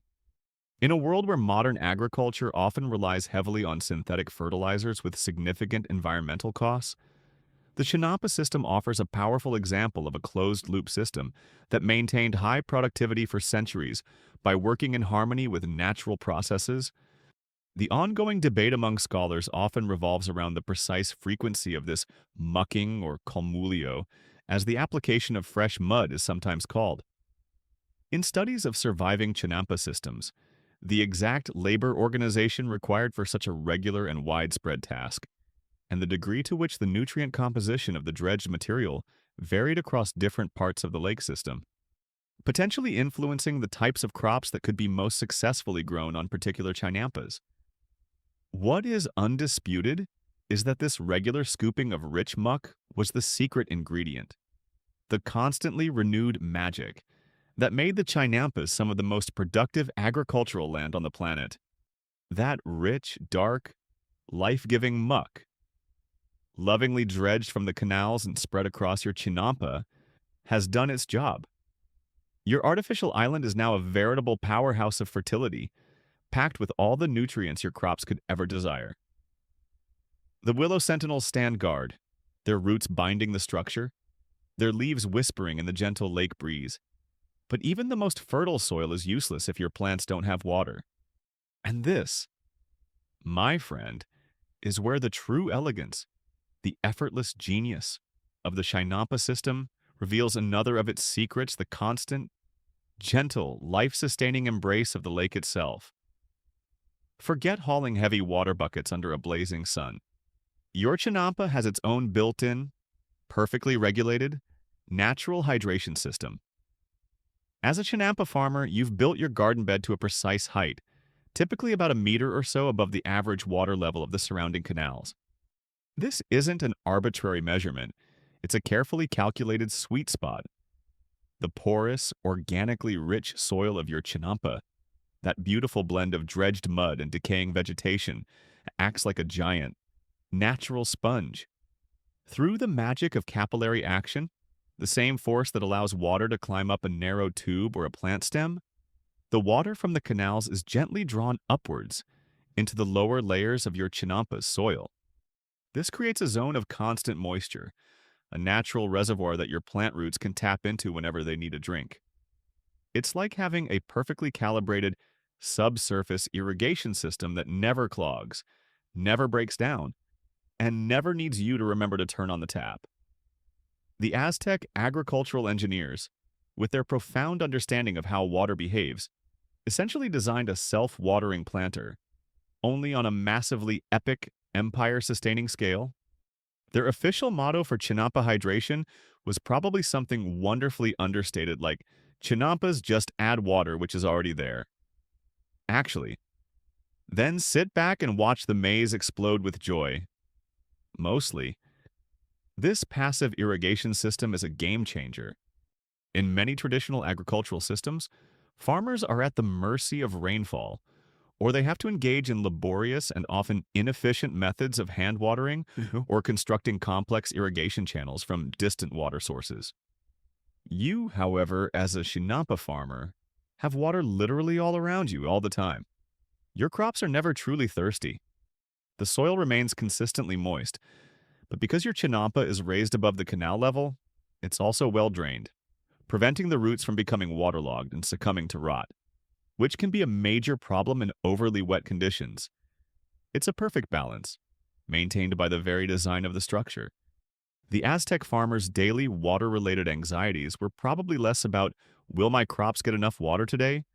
And more about, will that particularly large and inquisitive heron try to steal the fish I was hoping to have for dinner from the canal, right next to my prize-winning tomato plants again? The benefits of this constant, gentle hydration are immense. It allows for continuous cultivation, even during drier periods when rainfall might be scarce. While mainland farmers might be anxiously scanning the skies for rain clouds, your Chinampa remains a verdant oasis. This reliability is crucial for supporting the dense population of Tenochtitlan, which needs a steady, uninterrupted food supply. Furthermore, the presence of the surrounding water has a moderating effect on the microclimate of the Chinampas. Water heats up and cools down more slowly than land. This means that on scorching summer days, the water in the canals can help to cool the air around the Chinampas, reducing heat stress on the crops, and perhaps even more importantly, in the high-altitude valley of Mexico, where unseasonable frost can be a threat. The relatively warmer water of the lake can help to protect the Chinampa crops from light frost damage. The canals act like thermal buffers, releasing latent heat during cold nights and creating a slightly warmer, more protected growing environment. This extends the growing season and further enhances the Chinampa's incredible productivity. Your Chinampa isn't just a garden. It's a climate-controlled, self-irrigating agricultural marvel, all thanks to the gentle embrace of Lake Texcoco. The local weather forecast for the Chinampa district, even on a chilly morning, might often include today's outlook mostly sunny with a high chance of continued agricultural abundance, thanks to our excellent water-based thermal regulation system. Mainland farmers, we wish you the best of luck with that unexpected frost. Perhaps try covering your delicate squash blossoms with a very large and deeply hopeful hat. Of course, managing this watery embrace isn't entirely without its challenges. The overall water level of Lake Texcoco could fluctuate seasonally, or due to prolonged droughts or periods of heavy rainfall. The Aztecs were acutely aware of this and engaged in sophisticated hydraulic management on a larger scale, including the construction of dikes and causeways, not just for transportation but also to help control water levels and, crucially, to separate the freshwater southern lakes like Xochimilco and Chalco, where most of the Chinampas were concentrated, from the more brackish, saline waters of the northern part of Lake Texcoco. Maintaining the freshness of the water in the Chinampa zones was vital. Too much salinity would be disastrous for most crops. The Great Nezahualcóyotl Dike, a massive causeway and dike system built across Lake Texcoco in the mid-15th century, under the direction of the brilliant Texcocan ruler of the same name who was allied with Tenochtitlan, is a prime historical example of this large-scale water management. This dike helped to protect Tenochtitlan from floods and to keep the saline waters of northern Lake Texcoco from intruding into the freshwater Chinampa zones of the south. It was an astonishing feat of engineering, even on a local level. You, as a Chinampa farmer, would need to be mindful of water levels in your canals. During exceptionally dry periods, the canal levels might drop, requiring more frequent dredging of mud to maintain the Chinampa height, or perhaps even some supplementary hand watering for very young seedlings whose roots hadn't yet reached the deeper moisture. Conversely, after very heavy rains, the lake levels could rise, potentially threatening to inundate the Chinampas. This is where the careful construction of the Chinampa to the correct height and the integrity of its retaining walls and willow anchors becomes absolutely critical. The Aztec Chinampa farmers' relationship with water was one of deep respect and constant, careful management. They knew it was their greatest ally, but also a powerful force that, if not properly understood and managed, could just as easily become their greatest adversary. Oh, great Tlaloc, god of rain and occasional overly enthusiastic deluges. The farmer might pray during a particularly torrential downpour. We are most grateful for the life-giving waters. Truly we are, but perhaps, just perhaps, you could dial it back just a smidge before my prize-winning chili peppers decide to learn how to swim and form their own independent, seafaring republic. Much appreciated. For a quirky tidbit, the canals themselves, besides providing irrigation and transportation, were also a source of food. Fish, waterfowl, amphibians, and edible aquatic insects thrived in these nutrient-rich waterways, providing a valuable supplement to the Aztec diet. The Chinampa system was thus a truly integrated agro-aquacultural system, where the gardens and the canals mutually supported each other. The farmer might set fish traps in the canals or hunt ducks amongst the reeds, adding protein to the bounty harvested from the Chinampa beds. It was a complete ecosystem, managed with remarkable skill. The constant availability of water also facilitated another key to the Chinampa's productivity: the use of seedling nurseries. As we touched upon, young plants were often germinated in special seed beds, perhaps on smaller, dedicated Chinampas, or even on those genuinely buoyant Almacigos seedling rafts. These nurseries, kept constantly moist and fertile, allowed for a continuous supply of healthy young seedlings that could be transplanted into the main Chinampa beds as soon as a previous crop was harvested. This rapid succession planting, made possible by readily available water and nutrients, was a cornerstone of the system's ability to produce multiple harvests per year. Historians and hydrologists continue to study the intricate details of the Aztec water management system in the Valley of Mexico, including the precise functioning of the major dikes, the methods used to maintain water quality in the Chinampa zones, and the techniques Chinampa farmers employed to cope with seasonal fluctuations in lake levels. While the general principles of Chinampa irrigation through capillary action are well understood, the full sophistication of the larger hydraulic network that supported this vast agricultural enterprise is still a subject of active research, revealing an ever more impressive picture of Aztec engineering prowess. The water wasn't just around the Chinampas, it was an active, essential, and beautifully managed partner in their incredible success. That beautifully managed partnership with the waters of Lake Texcoco, providing constant, gentle hydration and a moderated microclimate for your Chinampa, is a cornerstone of its incredible success. You have fertile soil, constantly replenished by the nutrient-rich muck from the canals. You have willow sentinels guarding its structure. You have an ingenious self-watering system. All the pieces are in place. And now, you, as a diligent Aztec Chinampa farmer, are poised to reap the almost unbelievable rewards of this perfectly integrated system, a perpetual harvest, a bountiful, near-continuous cycle of planting and reaping that turns these man-made islands into some of the most productive agricultural land ever devised by human hands. Forget the single anxious harvest season that dictates the lives of so many farmers in other parts of the world, where a failed crop can mean a year of hunger. On your Chinampa. Thanks to the unique combination of factors we've explored, agriculture is not a once-a-year gamble. It's an ongoing, intensive, and astonishingly fruitful enterprise. The key to this incredible productivity lies in several interconnected elements. Firstly, that constant, readily available moisture from the canals means your crops are never held back by drought. Secondly, the incredible fertility of the soil, regularly rejuvenated with fresh canal mud, means your plants have all the nutrients they need to thrive, without the soil becoming exhausted. Thirdly, the slightly moderated microclimate, with protection from light frosts, extends the effective growing season. And finally, the Aztec genius for meticulous planning and intensive cultivation techniques allows them to maximize every square inch of this precious man-made land.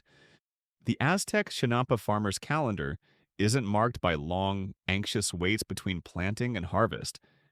It's more like a beautifully choreographed, never-ending agricultural ballet, with different crops constantly pirouetting onto the stage as soon as their predecessors have taken their final, delicious bow. What's that? The maize from plot A is ready. The farmer might exclaim, "Excellent. Harvest it with gusto, my friends, and then immediately prepare the soil, for the bean seedlings from the nursery are already itching to take its place, and see to it that the squash on plot B is well tended, for it shall be next. There's no rest for the wonderfully, incredibly productive." One of the most crucial techniques enabling this perpetual harvest is the sophisticated use of seedling nurseries or almacigos. Instead of directly sowing seeds into the main Chinampa beds, which would leave the land unproductive during the germination and early growth phase, you, the Aztec farmer, meticulously prepare special seed beds. These might be located on a dedicated section of a Chinampa, or perhaps, as we've touched upon, on those smaller, genuinely buoyant rafts made of woven reeds and mud. Here, in a carefully controlled, constantly moist, and highly fertile environment, seeds of maize, beans, squash, tomatoes, chilies, and flowers are germinated. These nurseries are like the Chinampa system's intensive care units for baby plants, ensuring they get the best possible start in life. You tend these seedlings with great care, ensuring they are protected from pests and have optimal conditions for growth. The Aztec farmer's approach to seedlings was probably one of intense, almost obsessive nurturing. Now, a little chili pepper sprout. They might coo, gently misting it with water from a gourd. Don't you worry your tiny little cotyledons. You just focus on growing big and strong and developing that delightful eye-watering, Huitzilopochtli pleasing level of capsaicin. Your glorious destiny on Chinampa plot number 7 awaits. Once these seedlings are strong and well-established, and as soon as a section of a main Chinampa bed is cleared from a previous harvest, they are carefully transplanted. This means there is virtually no downtime for the land. One crop is harvested, and almost immediately, healthy young plants are ready to take its place. This rapid succession planting is a cornerstone of the Chinampa's incredible productivity. It allows for multiple cropping cycles within a single year. While mainland farmers might get one, or at best two, harvests of maize annually, you, on your fertile, well-watered Chinampa, might achieve several. Some historical sources and modern studies of traditional Chinampa systems suggest that it was possible to get up to 7 different harvests of various crops from a single Chinampa plot in a single year, though this likely involved a very carefully planned intercropping and succession planting strategy with a mix of quick maturing and longer season crops. 7 harvests a year. That's not just farming, that's agricultural wizardry. It's like your Chinampa is a magical food replicator, constantly churning out deliciousness. This intensive year-round cultivation is also made possible by the diversity of crops grown. You don't just plant endless fields of a single monoculture. The Aztecs practiced sophisticated intercropping, growing different, complementary crops together on the same Chinampa. For example, let the classic Mesoamerican Three Sisters, maize, beans, and squash, are perfect Chinampa companions. The tall maize stalks provide a natural trellis for the climbing beans. The beans, being legumes, fix nitrogen in the soil, enriching it for the other plants. And the broad leaves of the squash plant spread out across the ground, suppressing weeds and helping to retain soil moisture. This symbiotic relationship maximizes the use of space, light, and nutrients, further boosting yields. The official Aztec Agricultural Planning Committee, if one existed, probably had a very complex color-coded planting chart that looked like a particularly intricate board game, detailing exactly which crop should follow, which plants were best friends and should always be planted together for optimal happiness and mutual productivity. Right, according to the sacred planting scroll of Tlaloc, the head farmer might announce. After this batch of particularly enthusiastic amaranth, we shall plant a delightful medley of tomatoes and marigolds, followed by a brief contemplative fallow period of exactly 17 minutes, and then straight into the early maturing chili peppers. And let no one deviate from the sacred rotation, lest our squash become inexplicably grumpy and our beans refuse to climb. The sheer bounty produced by these Chinampas is staggering. They are the bread baskets, or perhaps more accurately, the maize and bean basket, cum of Tenochtitlan, providing a significant portion of the fresh produce needed to feed its massive population. This reliable and locally grown food supply is essential for the city's stability and its ability to support a large class of priests, warriors, artisans, and administrators who are not directly involved in food production themselves. It's a historical fact that the Chinampa system of agriculture was one of the most intensive and productive farming systems ever developed in the ancient world. Its ability to produce multiple harvests per year, often cited as ranging from 2 or 3 up to as many as 7 under optimal conditions with careful crop selection and rotation, was crucial for sustaining the large urban population of the Aztec capital. Tenochtitlan. This high productivity was a result of the system's constant water supply, nutrient-rich soil renewed by canal dredging, and sophisticated cultivation techniques like the use of seedling nurseries and succession planting. For a quirky tidbit, the Chinampas weren't just about staple food crops. The Aztecs also cultivated a vibrant array of flowers on them, particularly marigolds cempasúchil, which were, and still are, deeply significant in Mesoamerican culture, especially for religious ceremonies and offerings, such as those for the Day of the Dead. Imagine the sight, not just rows of practical maize and beans, but also dazzling strips of brilliant orange and yellow flowers, their fragrance mingling with the earthy scent of the Chinampas, all destined for the city's temples and marketplaces. The canals would have been filled with canoes laden not just with vegetables, but with fragrant, colorful bouquets. It was a system that fed both the body and the soul. The labor involved in maintaining this perpetual harvest is, of course, immense. It requires constant attention, planting, weeding, though the raised beds and dense planting help to suppress weeds, tending the seedlings, managing water flow in the canals, though much of the irrigation is passive, dredging mud, and, of course, harvesting. It's a year-round commitment for the Chinampa farming families. But the rewards are equally immense: a secure food supply, a potential surplus to trade in the market, and the satisfaction of working one of the most ingeniously sustainable agricultural systems ever created. Historians and agronomists continue to study the precise yields and the full range of agricultural techniques employed on the Aztec Chinampas. While the general principles of high productivity are clear, there is ongoing discussion about the exact figures for yields per hectare, the specific crop rotation cycles used for different combinations of plants, and the degree to which pest and disease control were actively managed in such an intensive, moist environment, perhaps through companion planting, encouraging beneficial insects, or using natural botanical pesticides. The surviving traditional Chinampa systems in places like Xochimilco today, though facing their own modern challenges, still offer invaluable insights into the sophisticated, sustainable, and perpetually bountiful agricultural practices of their Aztec forebears. The Chinampa was not just a garden, it was a finely tuned engine of agricultural abundance, humming along season after season in a near-perfect cycle of growth and renewal. That finely tuned engine of agricultural abundance, your perpetually productive Chinampa, humming along with its near-perfect cycle of growth and renewal, is now ready to reveal its true treasures. It's not gold or precious jewels that spring forth from this meticulously crafted, water-laced earth, but something far more vital to the Aztec Empire: a stunning, diverse, and life-sustaining bounty of crops. As a Chinampa farmer, you are not just cultivating plants, you are nurturing the very sustenance of Tenochtitlan, growing a vibrant tapestry of food, medicine, and flowers that defines the flavor, the color, and the spiritual life of your civilization.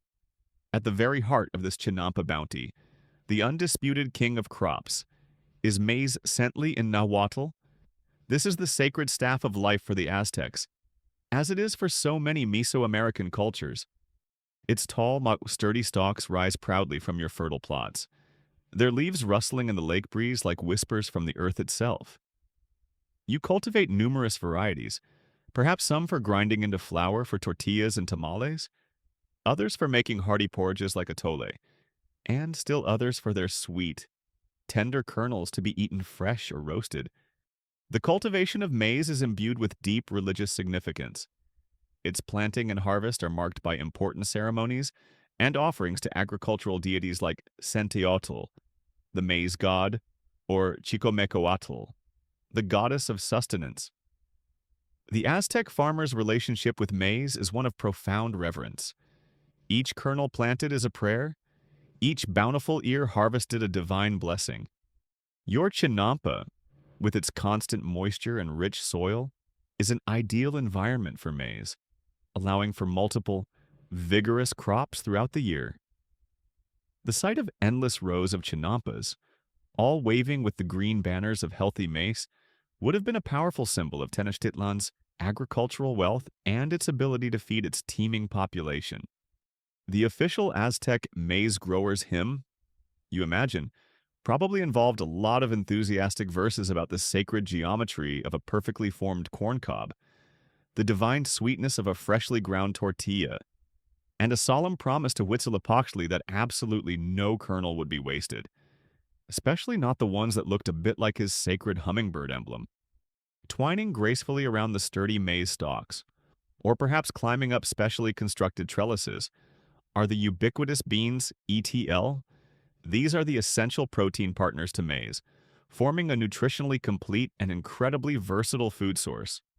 You grow a wide array of beans: black beans, pinto beans, kidney beans, runner beans, their vibrant pods adding splashes of color to your Chinampa. Like maize, beans are a dietary staple, boiled, mashed, or added to stews and other dishes. And as we've noted, their ability to fix nitrogen in the soil makes them invaluable companions in the intercropping system, naturally enriching the earth for their neighboring plants. The humble bean, often overlooked, is a true unsung hero of the Chinampa, quietly working its nitrogen-fixing magic while also providing a hearty, satisfying meal. Sprawling across the rich, dark earth of your chinampa, their broad leaves shading the soil and suppressing weeds, are the magnificent squash plants ayatli. You cultivate a dazzling variety, pumpkins, zucchinis, chayotes, and many other types. Their shapes and colors a testament to Mesoamerica's rich botanical heritage. The flesh of the squash is roasted, boiled, or added to stews. The nutritious seeds are often toasted and ground, or eaten as a snack. Even the tender young leaves and flowers of the squash plant are edible and highly prized, adding a delicate flavor to soups and other dishes.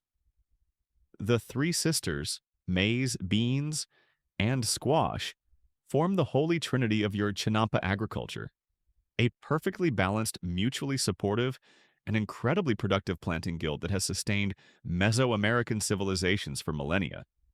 The Aztec chef, faced with a basket overflowing with the bounty of the Chinampa, probably thought, right, tonight we shall have a delightful symphony of textures and flavors. Perhaps some roasted squash with a side of perfectly boiled beans, accompanied by freshly made maize tortillas, and for a touch of excitement, a generous sprinkling of those surprisingly potent chili peppers that young Tenoch has just brought in from plot number 5. And maybe, just maybe, a side of those rather interesting fried lake flies. If anyone is feeling particularly adventurous this evening. But the Chinampa's bounty extends far beyond these three staples. Your fertile plots are also home to vibrant patches of chili peppers chili in all their glorious, fiery diversity, from tiny, fiercely hot varieties to larger, milder ones. Chilies are an indispensable ingredient in Aztec cuisine, adding flavor, spice, and a welcome kick to almost every dish. They are also used medicinally and even, in some forms, as a disciplinary tool. Remember that crocodile dung sunscreen? Well, chili smoke was sometimes used to punish unruly children, which sounds significantly less pleasant than any sunscreen. The rich, well-drained soil and ample moisture of the Chinampa are perfect for cultivating healthy, potent chili plants. Tomatoes, ex tomato, both the small, cherry-sized varieties and larger ones, add their juicy sweetness and vibrant red and yellow hues to your garden. They are eaten raw, cooked into sauces, or used to flavor stews. Amaranth huatli, a highly nutritious grain-like seed, is another important Chinampa crop. Its tiny seeds are toasted, ground into flour, or popped like miniature popcorn. Amaranth was also used to make ceremonial figures and offerings, highlighting its cultural and religious significance. Chia seeds, chian, now famous as a modern superfood, were also cultivated on the Chinampas, prized for their nutritional value and their ability to provide sustained energy. They were often ground and mixed with water to create a nourishing drink, or added to other foods. And let's not forget the flowers. As we touched upon, the Chinampas are not just utilitarian food factories, they are also places of beauty, adorned with dazzling displays of cultivated blooms. Marigolds cempasúchil, with their brilliant orange and yellow blossoms, are perhaps the most iconic, their pungent aroma filling the air, destined for temple altars, religious festivals, and household shrines, especially during the solemn observances for the ancestors. But other flowers too, dahlias which originated in Mexico, sunflowers, perhaps even varieties of orchids or other ornamental plants, would have added their color and fragrance to this watery agricultural paradise. These flowers are not just for show, they are an integral part of Aztec spiritual and ceremonial life. The canals leading to the great market of Tlatelolco would have been filled with canoes overflowing not just with maize and beans, but with fragrant, vibrant bouquets. The Aztec florist, if such a specialized profession existed, probably had a very busy and artistically fulfilling life, constantly creating elaborate floral arrangements for everything from major temple dedications to a nobleman's particularly important dinner party, or perhaps even a congratulations on not being sacrificed this week. Bouquet for a relieved friend. It is a historical fact that the Aztec Chinampas supported a remarkably diverse range of cultivated plants. Key staple crops included multiple varieties of maize, beans, and squash, the three sisters, complemented by chili peppers, tomatoes, amaranth, and chia. Beyond these food crops, the chinampas were also used to cultivate flowers, particularly marigolds, for ceremonial and ornamental purposes, as well as medicinal herbs. This agricultural diversity contributed to a resilient and nutritious food system for Tenochtitlan. The specific combination of crops grown on any individual chinampa would likely vary depending on the season, the farmer's preferences, market demands, and perhaps even subtle variations in the soil or microclimate of that particular plot. The skill of the chinampa farmer lay not just in building and maintaining the physical structure, but also in this sophisticated horticultural knowledge, knowing which plants grew well together, when to plant them for optimal yields, and how to manage a continuous cycle of diverse harvests. For a quirky tidbit, some scholars suggest that the Aztecs also cultivated certain types of edible fungi on their chinampas, perhaps by deliberately inoculating decaying wood or organic matter with spores, or by managing the conditions to encourage the growth of prized wild mushrooms. While direct archaeological evidence for this can be elusive, it aligns with the Aztec tradition of utilizing every available ecological niche and food resource. Imagine a special gourmet mushroom chinampa, carefully tended by a farmer with a particular passion for mycology, producing exotic and perhaps even slightly hallucinogenic fungi for special ceremonial occasions, or for the discerning palates of the Tenochtitlan elite. Tonight's special offering to the gods, Your Excellency, the priest might announce, includes these exceptionally rare and spiritually potent whispering shadow mushrooms, cultivated with utmost secrecy on Chinampa plot number 13. Consume with reverence and perhaps have a trusted attendant nearby, in case the universe suddenly decides to reveal all its secrets to you in a rather loud and confusing manner.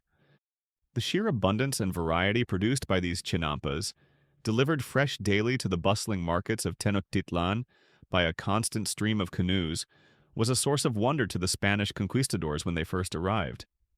It was a testament to an agricultural system that was not only incredibly productive, but also remarkably sustainable and beautifully adapted to its unique lacustrine environment. Historians and ethnobotanists continue to research the full spectrum of plants cultivated on the Chinampas, including many lesser-known local varieties of vegetables, fruits, grains, medicinal herbs, and dye plants. The precise agricultural calendar, the specific techniques of intercropping and companion planting for different combinations of species, and the methods used for seed saving and maintaining crop genetic diversity are all areas of ongoing study, revealing an ever more sophisticated understanding of Aztec horticultural science. The Chinampa was not just a field, it was a vibrant, diverse, and meticulously managed ecosystem, a true garden of earthly delights for the Aztec Empire. That vibrant, diverse, and meticulously managed ecosystem of your Chinampa, a true garden of earthly delights, produces an astonishing bounty: maize, beans, squash, chilies, tomatoes, amaranth, chia, and a dazzling array of flowers all flourish under your diligent care, nourished by the rich lake mud and the constant embrace of the water. But this agricultural abundance, like these tons of fresh produce and fragrant blossoms, cannot simply remain isolated on their man-made islands. They must reach the hungry mouths and the bustling marketplaces of Tenochtitlan. And for this, you, the Chinampa farmer, rely on another integral, life-giving feature of your watery world, the intricate, shimmering network of canals that are the true highways, the very lifeblood of this Aztec Venice. As you step away from your bountiful plot, perhaps wiping a mixture of rich earth and honest sweat from your brow, your gaze falls upon the canals. These are not just passive ditches separating one Chinampa from another. They are dynamic, bustling arteries of communication, transportation, and commerce. They are the streets of your agricultural district, the watery pathways that connect your individual garden to the wider community and, ultimately, to the heart of the empire. Without these canals, your Chinampa, for all its incredible productivity, would be an isolated, inaccessible island of plenty, its treasures unable to reach those who depend on them. The Aztec city planners, when designing the Chinampa zones, clearly understood that efficient transportation was just as crucial as fertile soil. Their motto for canal construction was probably, "Build the Chinampa long and fertile." Yes, but ensure the waterway beside it is wide enough for two heavily laden canoes to pass without an unseemly bumping incident. Especially if one of them is carrying the royal tortilla consignment. We have standards, people, and a very strict schedule for tortilla delivery. Your primary mode of transport here, the indispensable vehicle of the Chinampa districts, is the canoe, or a kali in Nahuatl. These are typically dugout canoes, skillfully crafted by hollowing out large tree trunks, often from pine or fir trees brought down from the surrounding mountains. They come in various sizes: small, nimble canoes, perhaps just large enough for one or two people, are perfect for navigating the narrower secondary canals, for tending to the edges of your chinampa, or for a bit of quiet fishing. Larger, more capacious canoes are the workhorses, capable of carrying impressive loads of harvested produce, baskets overflowing with maize, beans, and squash, or great fragrant piles of marigolds destined for the temples. You become an expert paddler, your movements economical and precise, propelling your canoe smoothly through the shimmering water, your muscles accustomed to the rhythm of the stroke. The canals are your roads, and your canoe is your trusty, if occasionally somewhat wobbly, delivery van, family car, and weekend fishing boat, all rolled into one. The layout of these canals is not haphazard. The main canals are wider and deeper, serving as major thoroughfares, connecting the Chinampa zones to the larger navigable waterways that lead directly to the great city of Tenochtitlan and its massive marketplace at Tlatelolco. Branching off these main arteries are narrower secondary and tertiary canals, providing access to individual Chinampa plots. It's an intricate grid-like network, a testament to sophisticated hydraulic engineering and careful urban planning. Imagine a vast, watery maze, but one where every turn, every junction is purposeful, designed for efficient movement and access.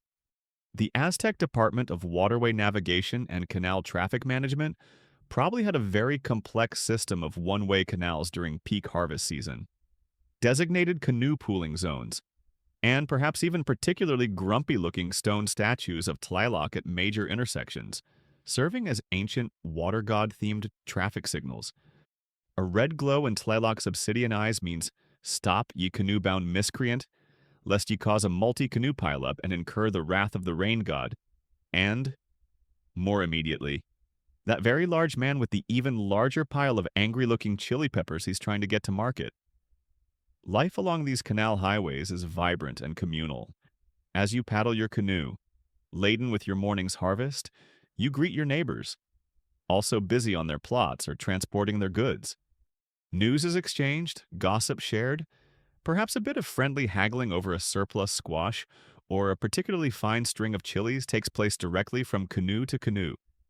Children splash and play along the edges, their laughter echoing across the water. Waterfowl, ducks, geese, herons glide gracefully or search for fish in the shallows. The canals are not just conduits for goods. They are the social fabric of the Chinampa communities.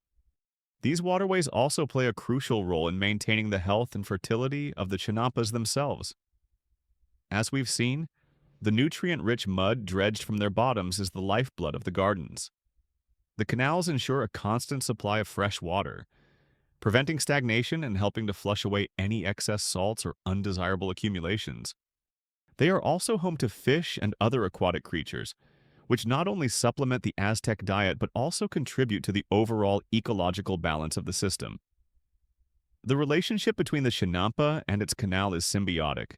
Each sustains the other. The Aztec farmer, looking at their canal, didn't just see a watery ditch, they saw their irrigation source, their fertilizer factory, their personal highway, their local fish market, and possibly, on a hot day, a rather tempting, if slightly muddy, swimming pool. The journey from your Chinampa to the great market of Tlatelolco in Tenochtitlan would be a daily spectacle. Imagine joining a vast flotilla of canoes, all converging on the city. Their gunnels piled high with the vibrant bounty of the land. The canals leading into the city would be bustling with traffic, a constant stream of agricultural wealth flowing towards the hungry heart of the empire. This efficient transportation system, made possible by the network of canals, is what allows Tenochtitlan to be fed, what allows its markets to overflow with fresh produce, and what underpins its economic vitality. It's a historical fact that the Aztec capital, Tenochtitlan, and its surrounding Chinampa agricultural zones were serviced by an extensive and sophisticated network of canals. These canals served multiple crucial functions. They provided irrigation for the Chinampas. They were the primary routes for transportation of goods and people via canoe. They were a source of nutrient-rich mud for fertilizing the Chinampa beds. And they contributed to the overall hydraulic management and ecological balance of the lake system. This intricate waterway system was essential for the sustenance and functioning of the Aztec metropolis. For a quirky tidbit, one can imagine that specific canals might have developed their own personalities or reputations. Perhaps there was the Expressway Canal, known for its swift currents and favored by those in a hurry to get to market. Or maybe the Scenic Meandering Canal, popular with those transporting delicate flowers or perhaps young lovers out for a discreet evening paddle.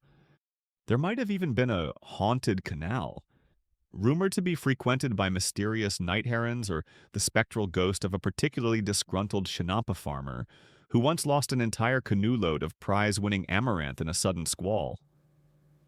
The local canoe traffic reports, if they existed, might have included warnings like heavy congestion reported on the Great Western Canal due to an overturned canoe carrying an excessive quantity of very large, very slippery avocados.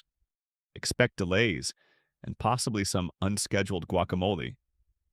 The haunted canal is, as usual, best avoided after dusk, unless you have a particular fondness for eerie bird calls and the distinct feeling that a spectral farmer is judging your paddling technique. The maintenance of these canal highways is an ongoing task, just like the maintenance of the Chinampas themselves. They need to be regularly dredged to prevent them from silting up, not just for fertilizer, but to maintain their depth for navigation. The reed banks might need occasional repair. Overhanging vegetation from the Chinampas might need to be trimmed back. This work, like Chinampa construction, is likely a communal effort, organized by local leaders or by the state, ensuring that these vital arteries remain open and functional. Historians and archaeologists continue to map and study the full extent and complexity of the Aztec canal system in the Valley of Mexico. Using techniques like remote sensing, analysis of historical maps, and archaeological excavation, they are piecing together an ever more detailed picture of this remarkable hydraulic network. There is ongoing debate about the precise methods used for constructing and maintaining the largest canals and causeways. The degree of centralized state control versus local community management of the waterway system, and the exact volume of traffic these canals could support. What is clear is that these watery highways were as essential to Tenochtitlan as roads are to a modern city. The lifeblood that nourished an empire built on water. Those watery highways, the intricate network of canals you navigate daily in your canoe, are more than just transportation routes for your Chinampa's bounty. They are a testament to a profound transformation of the natural landscape. As you, the Aztec farmer, diligently build your gardens, dredge the canals, and cultivate your crops, you are not merely working within the Lake Texcoco ecosystem, you are actively reshaping it, creating a unique, man-made environment where human ingenuity and natural processes engage in a complex, delicate, and sometimes precarious ecological interplay. It's time to consider the broader environmental impact, both the remarkable benefits and the potential drawbacks of this intensive, large-scale agricultural system. The most obvious and transformative impact of the Chinampa system is the creation of vast new areas of highly productive arable land where none existed before. You and your fellow Chinamperos are literally turning shallow, swampy lake into fertile gardens, significantly expanding the agricultural capacity of the Valley of Mexico. This is land reclamation on an epic scale, driven by the pressing need to feed the burgeoning population of Tenochtitlan.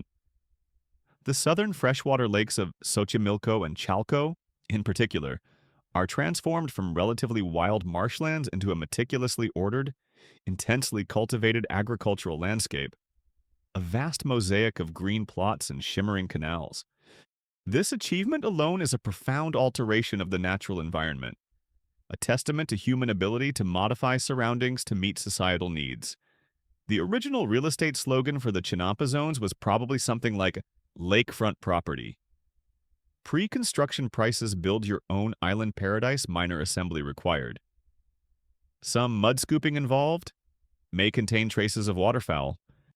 This transformation, in many ways, creates a richer and more diverse local ecosystem, at least within the Chinampa zones themselves. The canals, kept clear and relatively fresh by regular dredging and water flow, become thriving habitats for fish. Amphibians like frogs and salamanders, such as the axolotl, which is native to these lakes, waterfowl, and a myriad of aquatic insects. These creatures not only add to the biodiversity but also provide a valuable supplementary food source for the Aztec population. The Chinampas themselves, with their lush vegetation and diverse crops, attract pollinators like bees and butterflies, as well as various bird species. The willow trees planted along the edges provide nesting sites and shelter. You are, in essence, cultivating not just a farm, but a complex managed wetland ecosystem that supports a wide array of life. The Aztec Chinampa farmer isn't just a tiller of soil, they are an accidental, and often quite skilled, zookeeper, aquatic biologist, and bird sanctuary manager, all rolled into one muddy, hard-working package. Oh, look, you might say, pausing from your weeding. Another family of particularly enthusiastic ducks has decided to take up residence in the irrigation ditch next to my prize-winning amaranth. And is that a new species of remarkably iridescent water beetle I spy delightful? As long as they don't develop a taste for chili peppers, we shall all coexist in harmonious, if slightly damp, splendor. The Chinampa system also has significant positive impacts on water management, at least locally. The network of canals helps to regulate water flow and drainage in the shallow lake system. The practice of dredging mud and organic matter from the canals and adding it to the Chinampa beds is a brilliant form of nutrient recycling, preventing these valuable resources from being simply washed away or accumulating as unproductive sediment.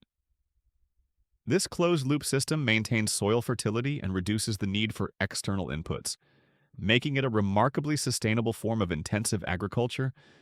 The constant moisture provided by the canals also helps to mitigate the effects of seasonal droughts, ensuring a more reliable agricultural output. However, this large-scale transformation of the lake environment is not without its potential negative consequences. Its ecological trade-offs. The very act of converting vast areas of natural marshland into ordered agricultural plots inevitably leads to a loss of original wetland habitat for certain native species that might have thrived in the undisturbed marshes. While the Chinampa system creates new habitats, it is a managed, human-dominated landscape, different in character from the wilder wetlands it replaced. One of the most significant long-term environmental challenges in the Valley of Mexico, exacerbated by human activity, including large-scale hydraulic management, is the issue of water salinity and the delicate balance of the lake system. Lake Texcoco was naturally a somewhat saline lake, especially its northern parts, while the southern lakes of Chalco and Xochimilco, fed by freshwater springs, were less so. The construction of major dikes, like the Nezahualcoyotl dike, was crucial for protecting the freshwater Chinampa zones from saline intrusion and for managing floodwaters. However, any disruption to this delicate hydrological balance, whether through natural climatic shifts, seismic activity common in the region, or even the cumulative impact of widespread Chinampa construction, altering water flow patterns, could have serious consequences for the long-term viability of the agricultural system. If the canals became too salty, the Chinampas would lose their fertility. The Aztec water engineers were engaged in a constant, high-stakes battle against creeping salinity, a problem that would continue to plague the Valley of Mexico for centuries. Furthermore, the sheer density of population in Tenochtitlan and the surrounding Chinampa zones would have placed considerable pressure on local resources beyond just agricultural land. The demand for firewood, for cooking, and for heating the steam baths Temescali would have led to deforestation on the surrounding mainland hillsides, potentially causing soil erosion and increased runoff into the lake system, which could, in turn, affect water quality and sedimentation rates in the canals. The disposal of human and household waste from such a large urban population, while some of it might have been ingeniously recycled as fertilizer for the Chinampas, also posed a significant sanitation challenge and a potential source of water pollution if not managed carefully. It's a historical fact that the Aztec civilization, for all its sophisticated understanding of its lacustrine environment and its development of the highly sustainable Chinampa system, also faced significant environmental challenges related to supporting a very large urban population in a delicate, enclosed hydrological basin. These included issues of water management, flood control, salinity, waste disposal, and resource depletion like deforestation in the surrounding areas. For a quirky tidbit, one can imagine that the Aztec Chinampa farmers developed a very nuanced, almost spiritual understanding of the health of their local lake ecosystem. They would have been acutely sensitive to subtle changes in water quality, the behavior of fish and waterfowl, or the types of aquatic plants thriving in their canals. Seeing these as indicators of the lake's well-being and, by extension, the future productivity of their gardens. Perhaps a sudden decline in the frog population, or an unusual cloudiness in the canal water, would be cause for concern and might even prompt specific rituals or offerings to appease the water deities like Chalchutlicu, the goddess of lakes, streams, and earthly waters.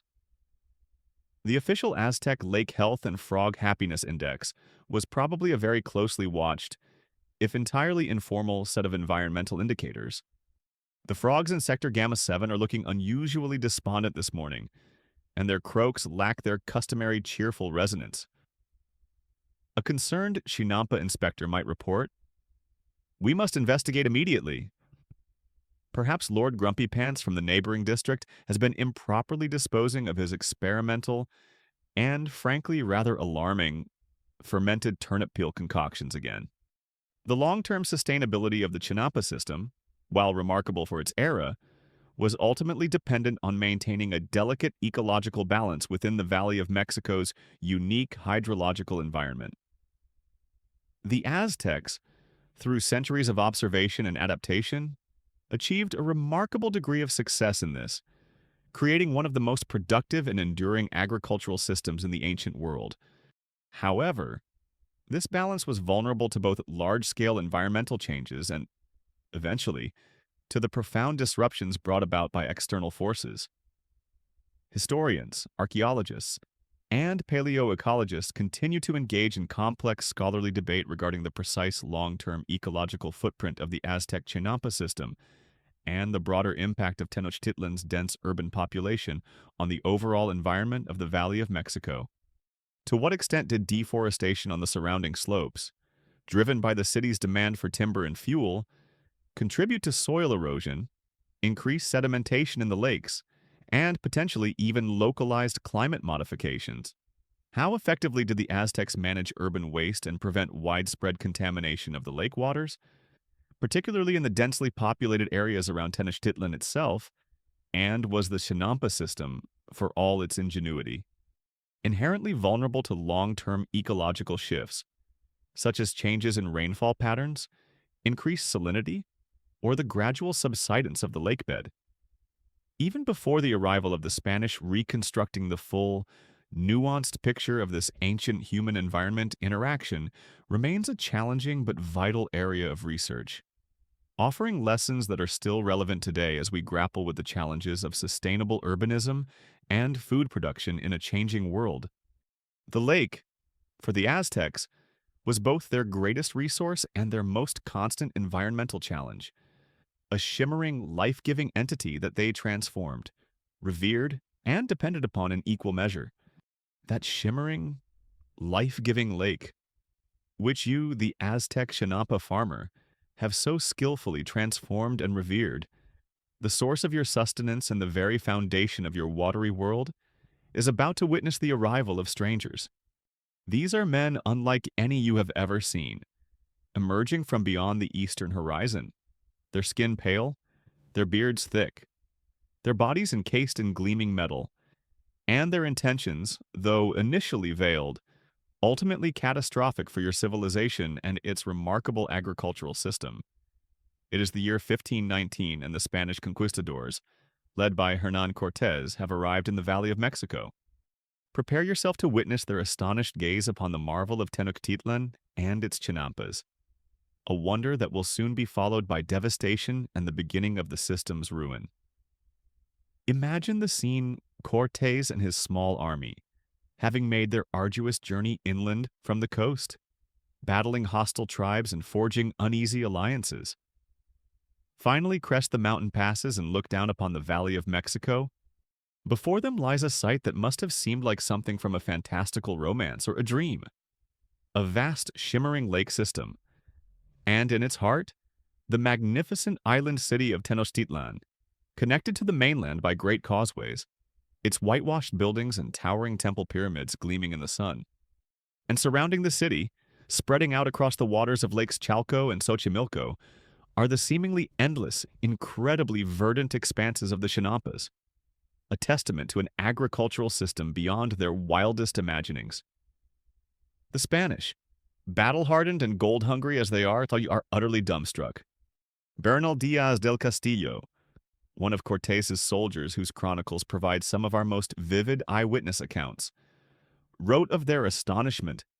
And when we saw so many cities and villages built in the water, and other great towns on dry land, and that straight and level causeway going towards Mexico, Tenochtitlan, we were amazed and said that it was like the enchantments they tell of in the legend of Amadis, on account of the great towers and cused temples and buildings rising from the water, and all built of masonry.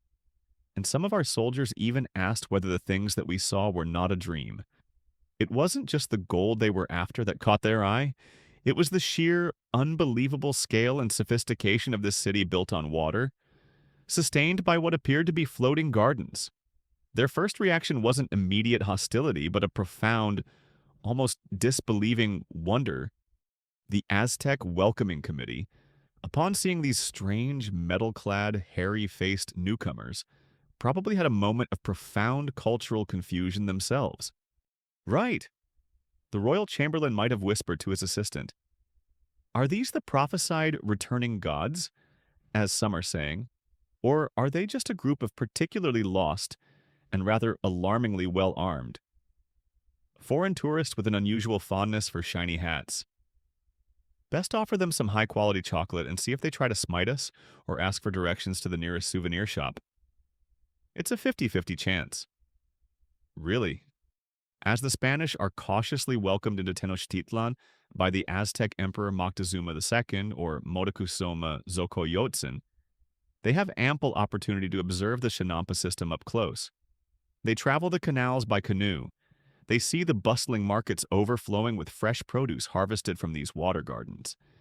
And they marvel at the ingenuity of it all. They note the incredible fertility of the plots, the way they seem to produce food year-round, the skill of the farmers.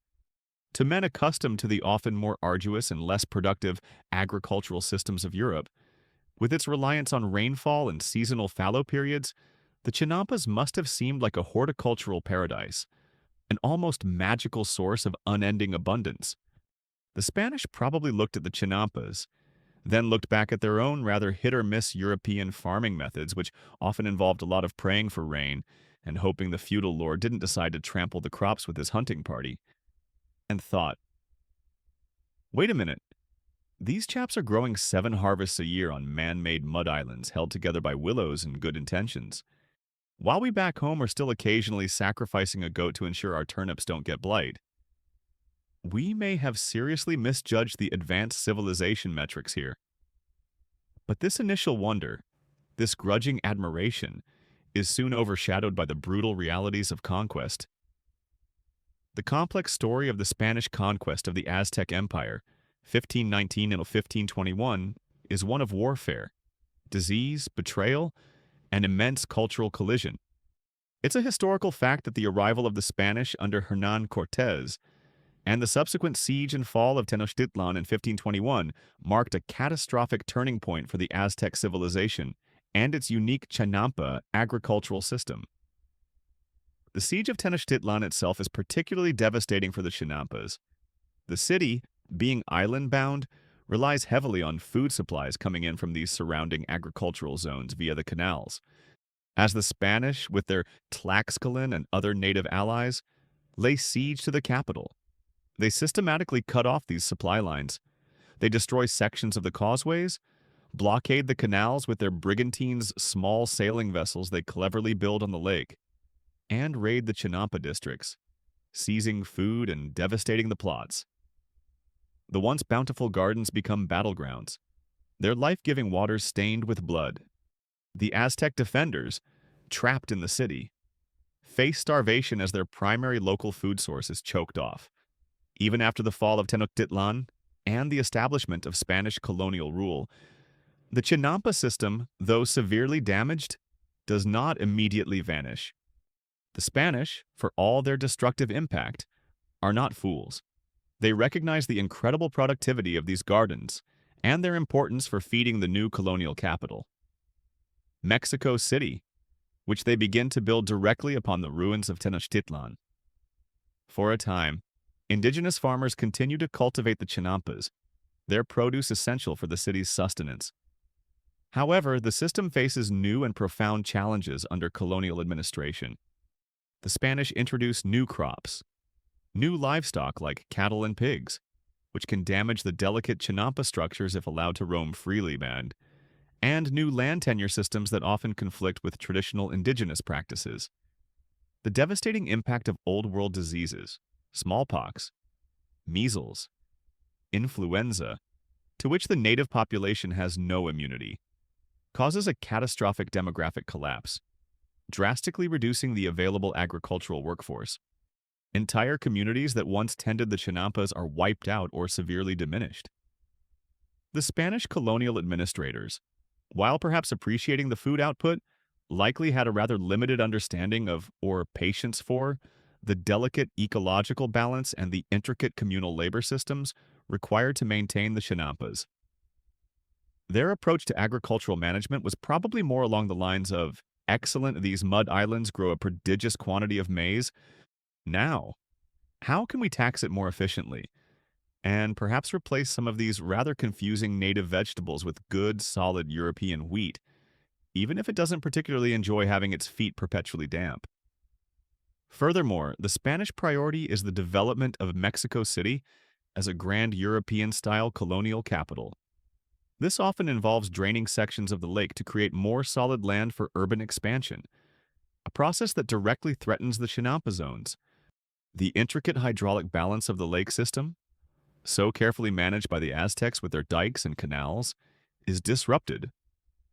Deforestation in the surrounding valley, accelerated by Spanish demands for timber and fuel, leads to increased soil erosion and sedimentation, further degrading the lakes and canals.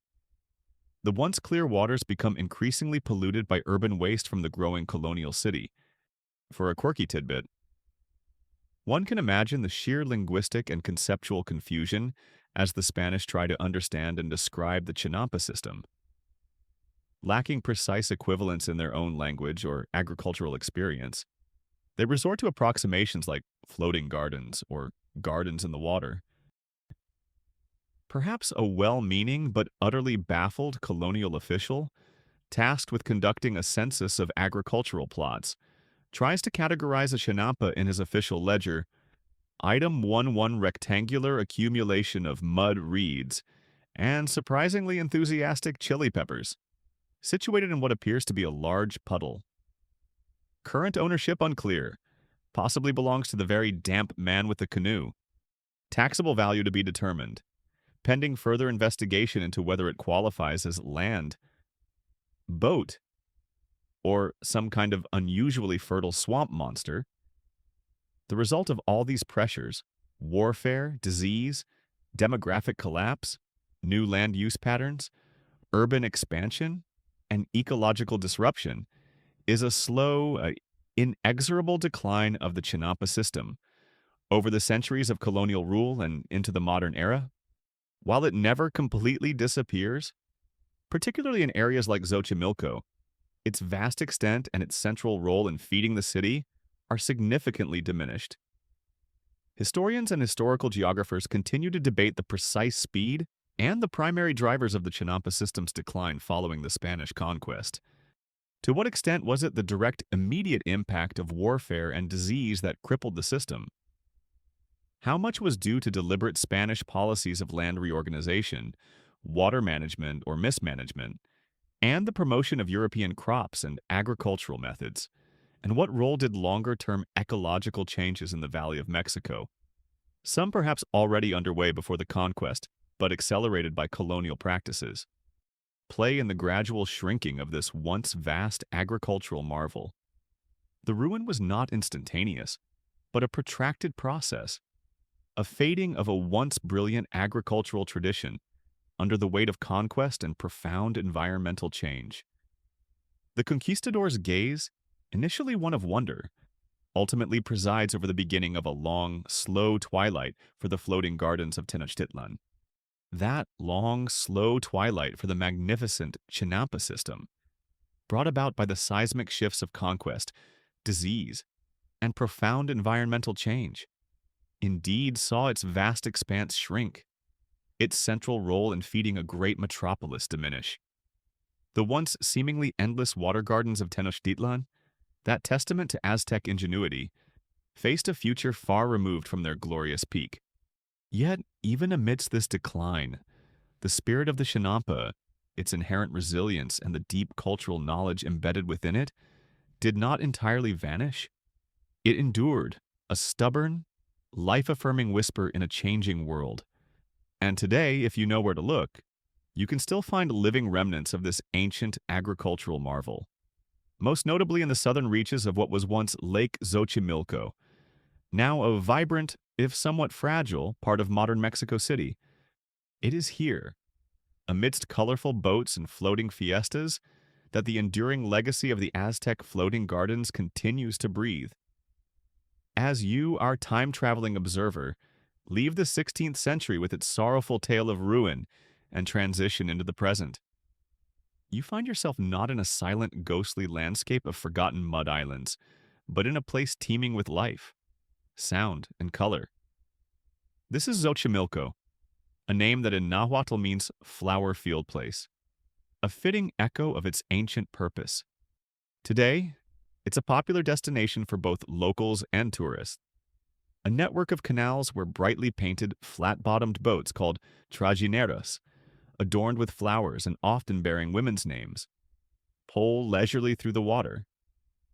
Music fills the air, perhaps the lively strains of a mariachi band on a passing boat, or the more traditional melodies of a marimba.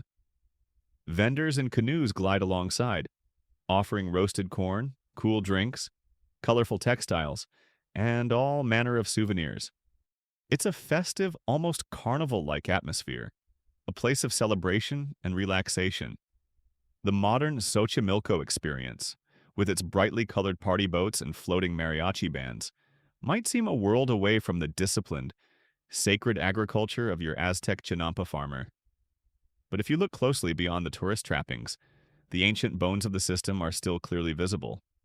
The canals themselves, the rectangular plots of land they delineate, these are the direct descendants, the living survivors, of the pre-Hispanic Chinampas.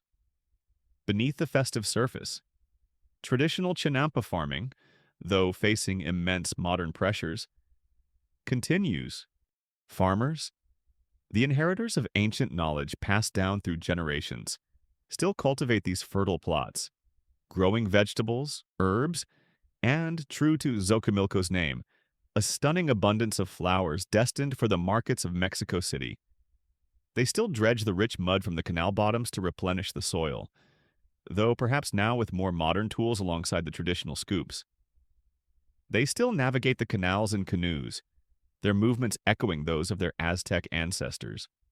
The layout of the plots, the way they are irrigated by the surrounding water, the use of willow trees, though perhaps less systematically now along the edges, all these elements speak to the enduring wisdom of the original design.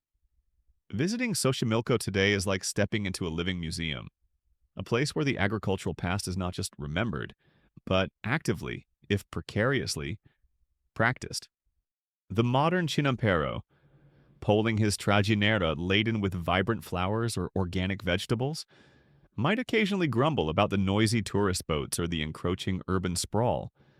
But underneath, there's likely a deep, quiet pride in continuing a tradition that fed an empire and astonished the world. Yes, yes, another boatload of tourists wanting to hear Cielito Lindo for the 17th time today, he might mutter.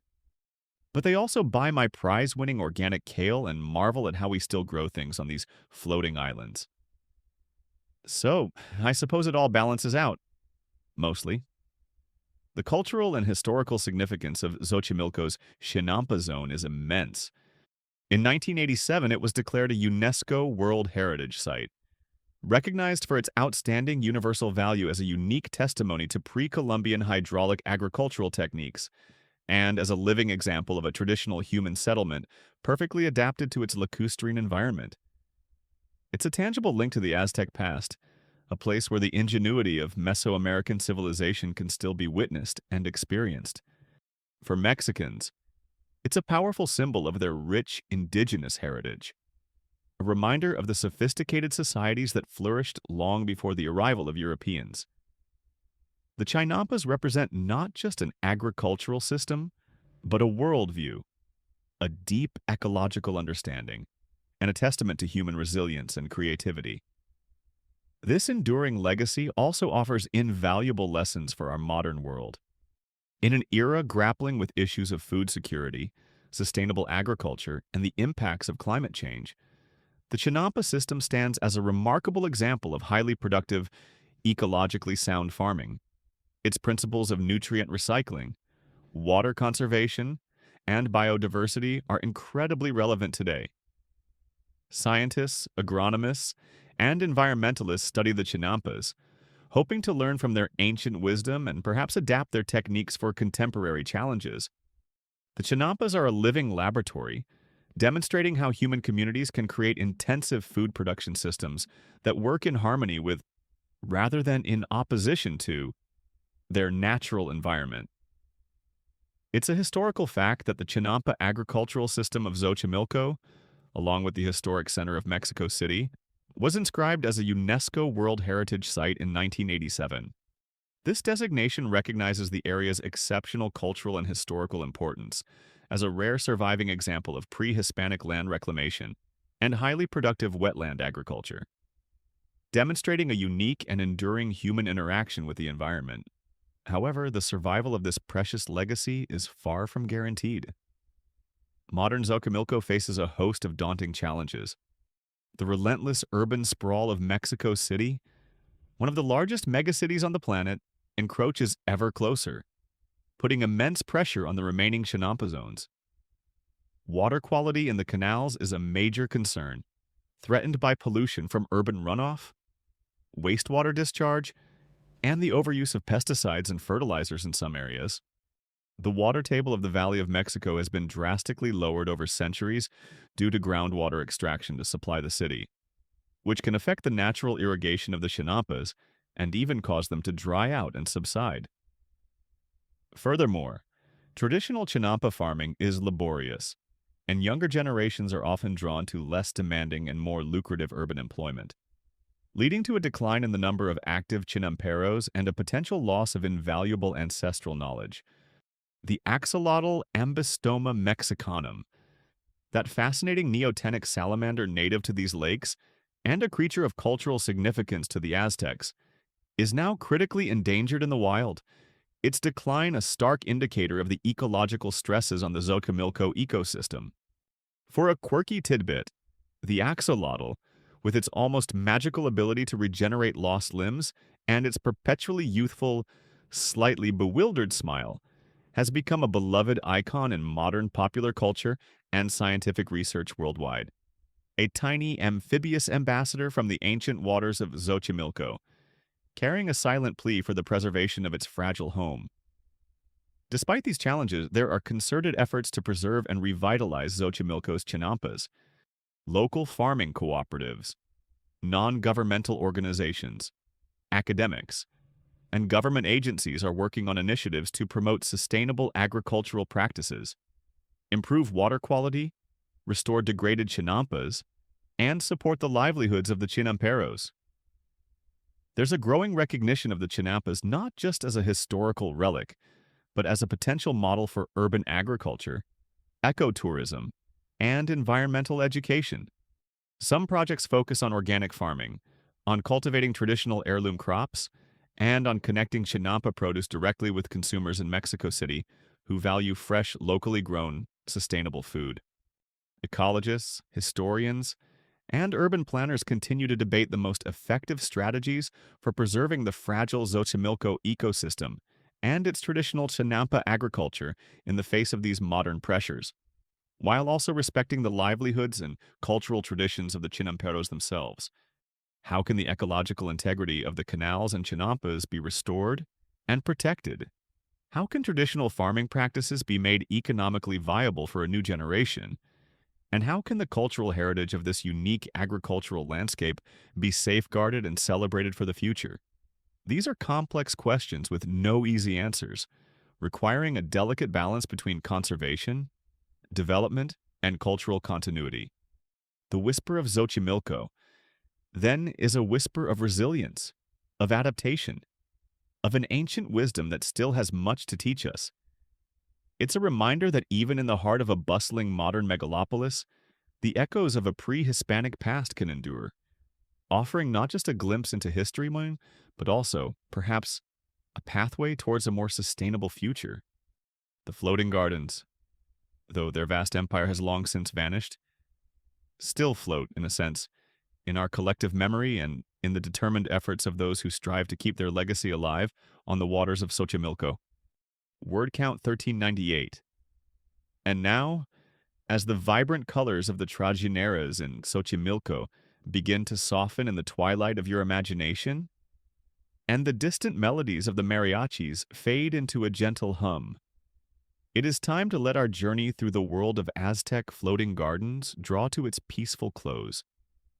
You have navigated the ancient canals of Tenochtitlan, witnessed the ingenious creation of land from water, and marveled at the perpetual bounty that sprang from these fertile, man-made islands.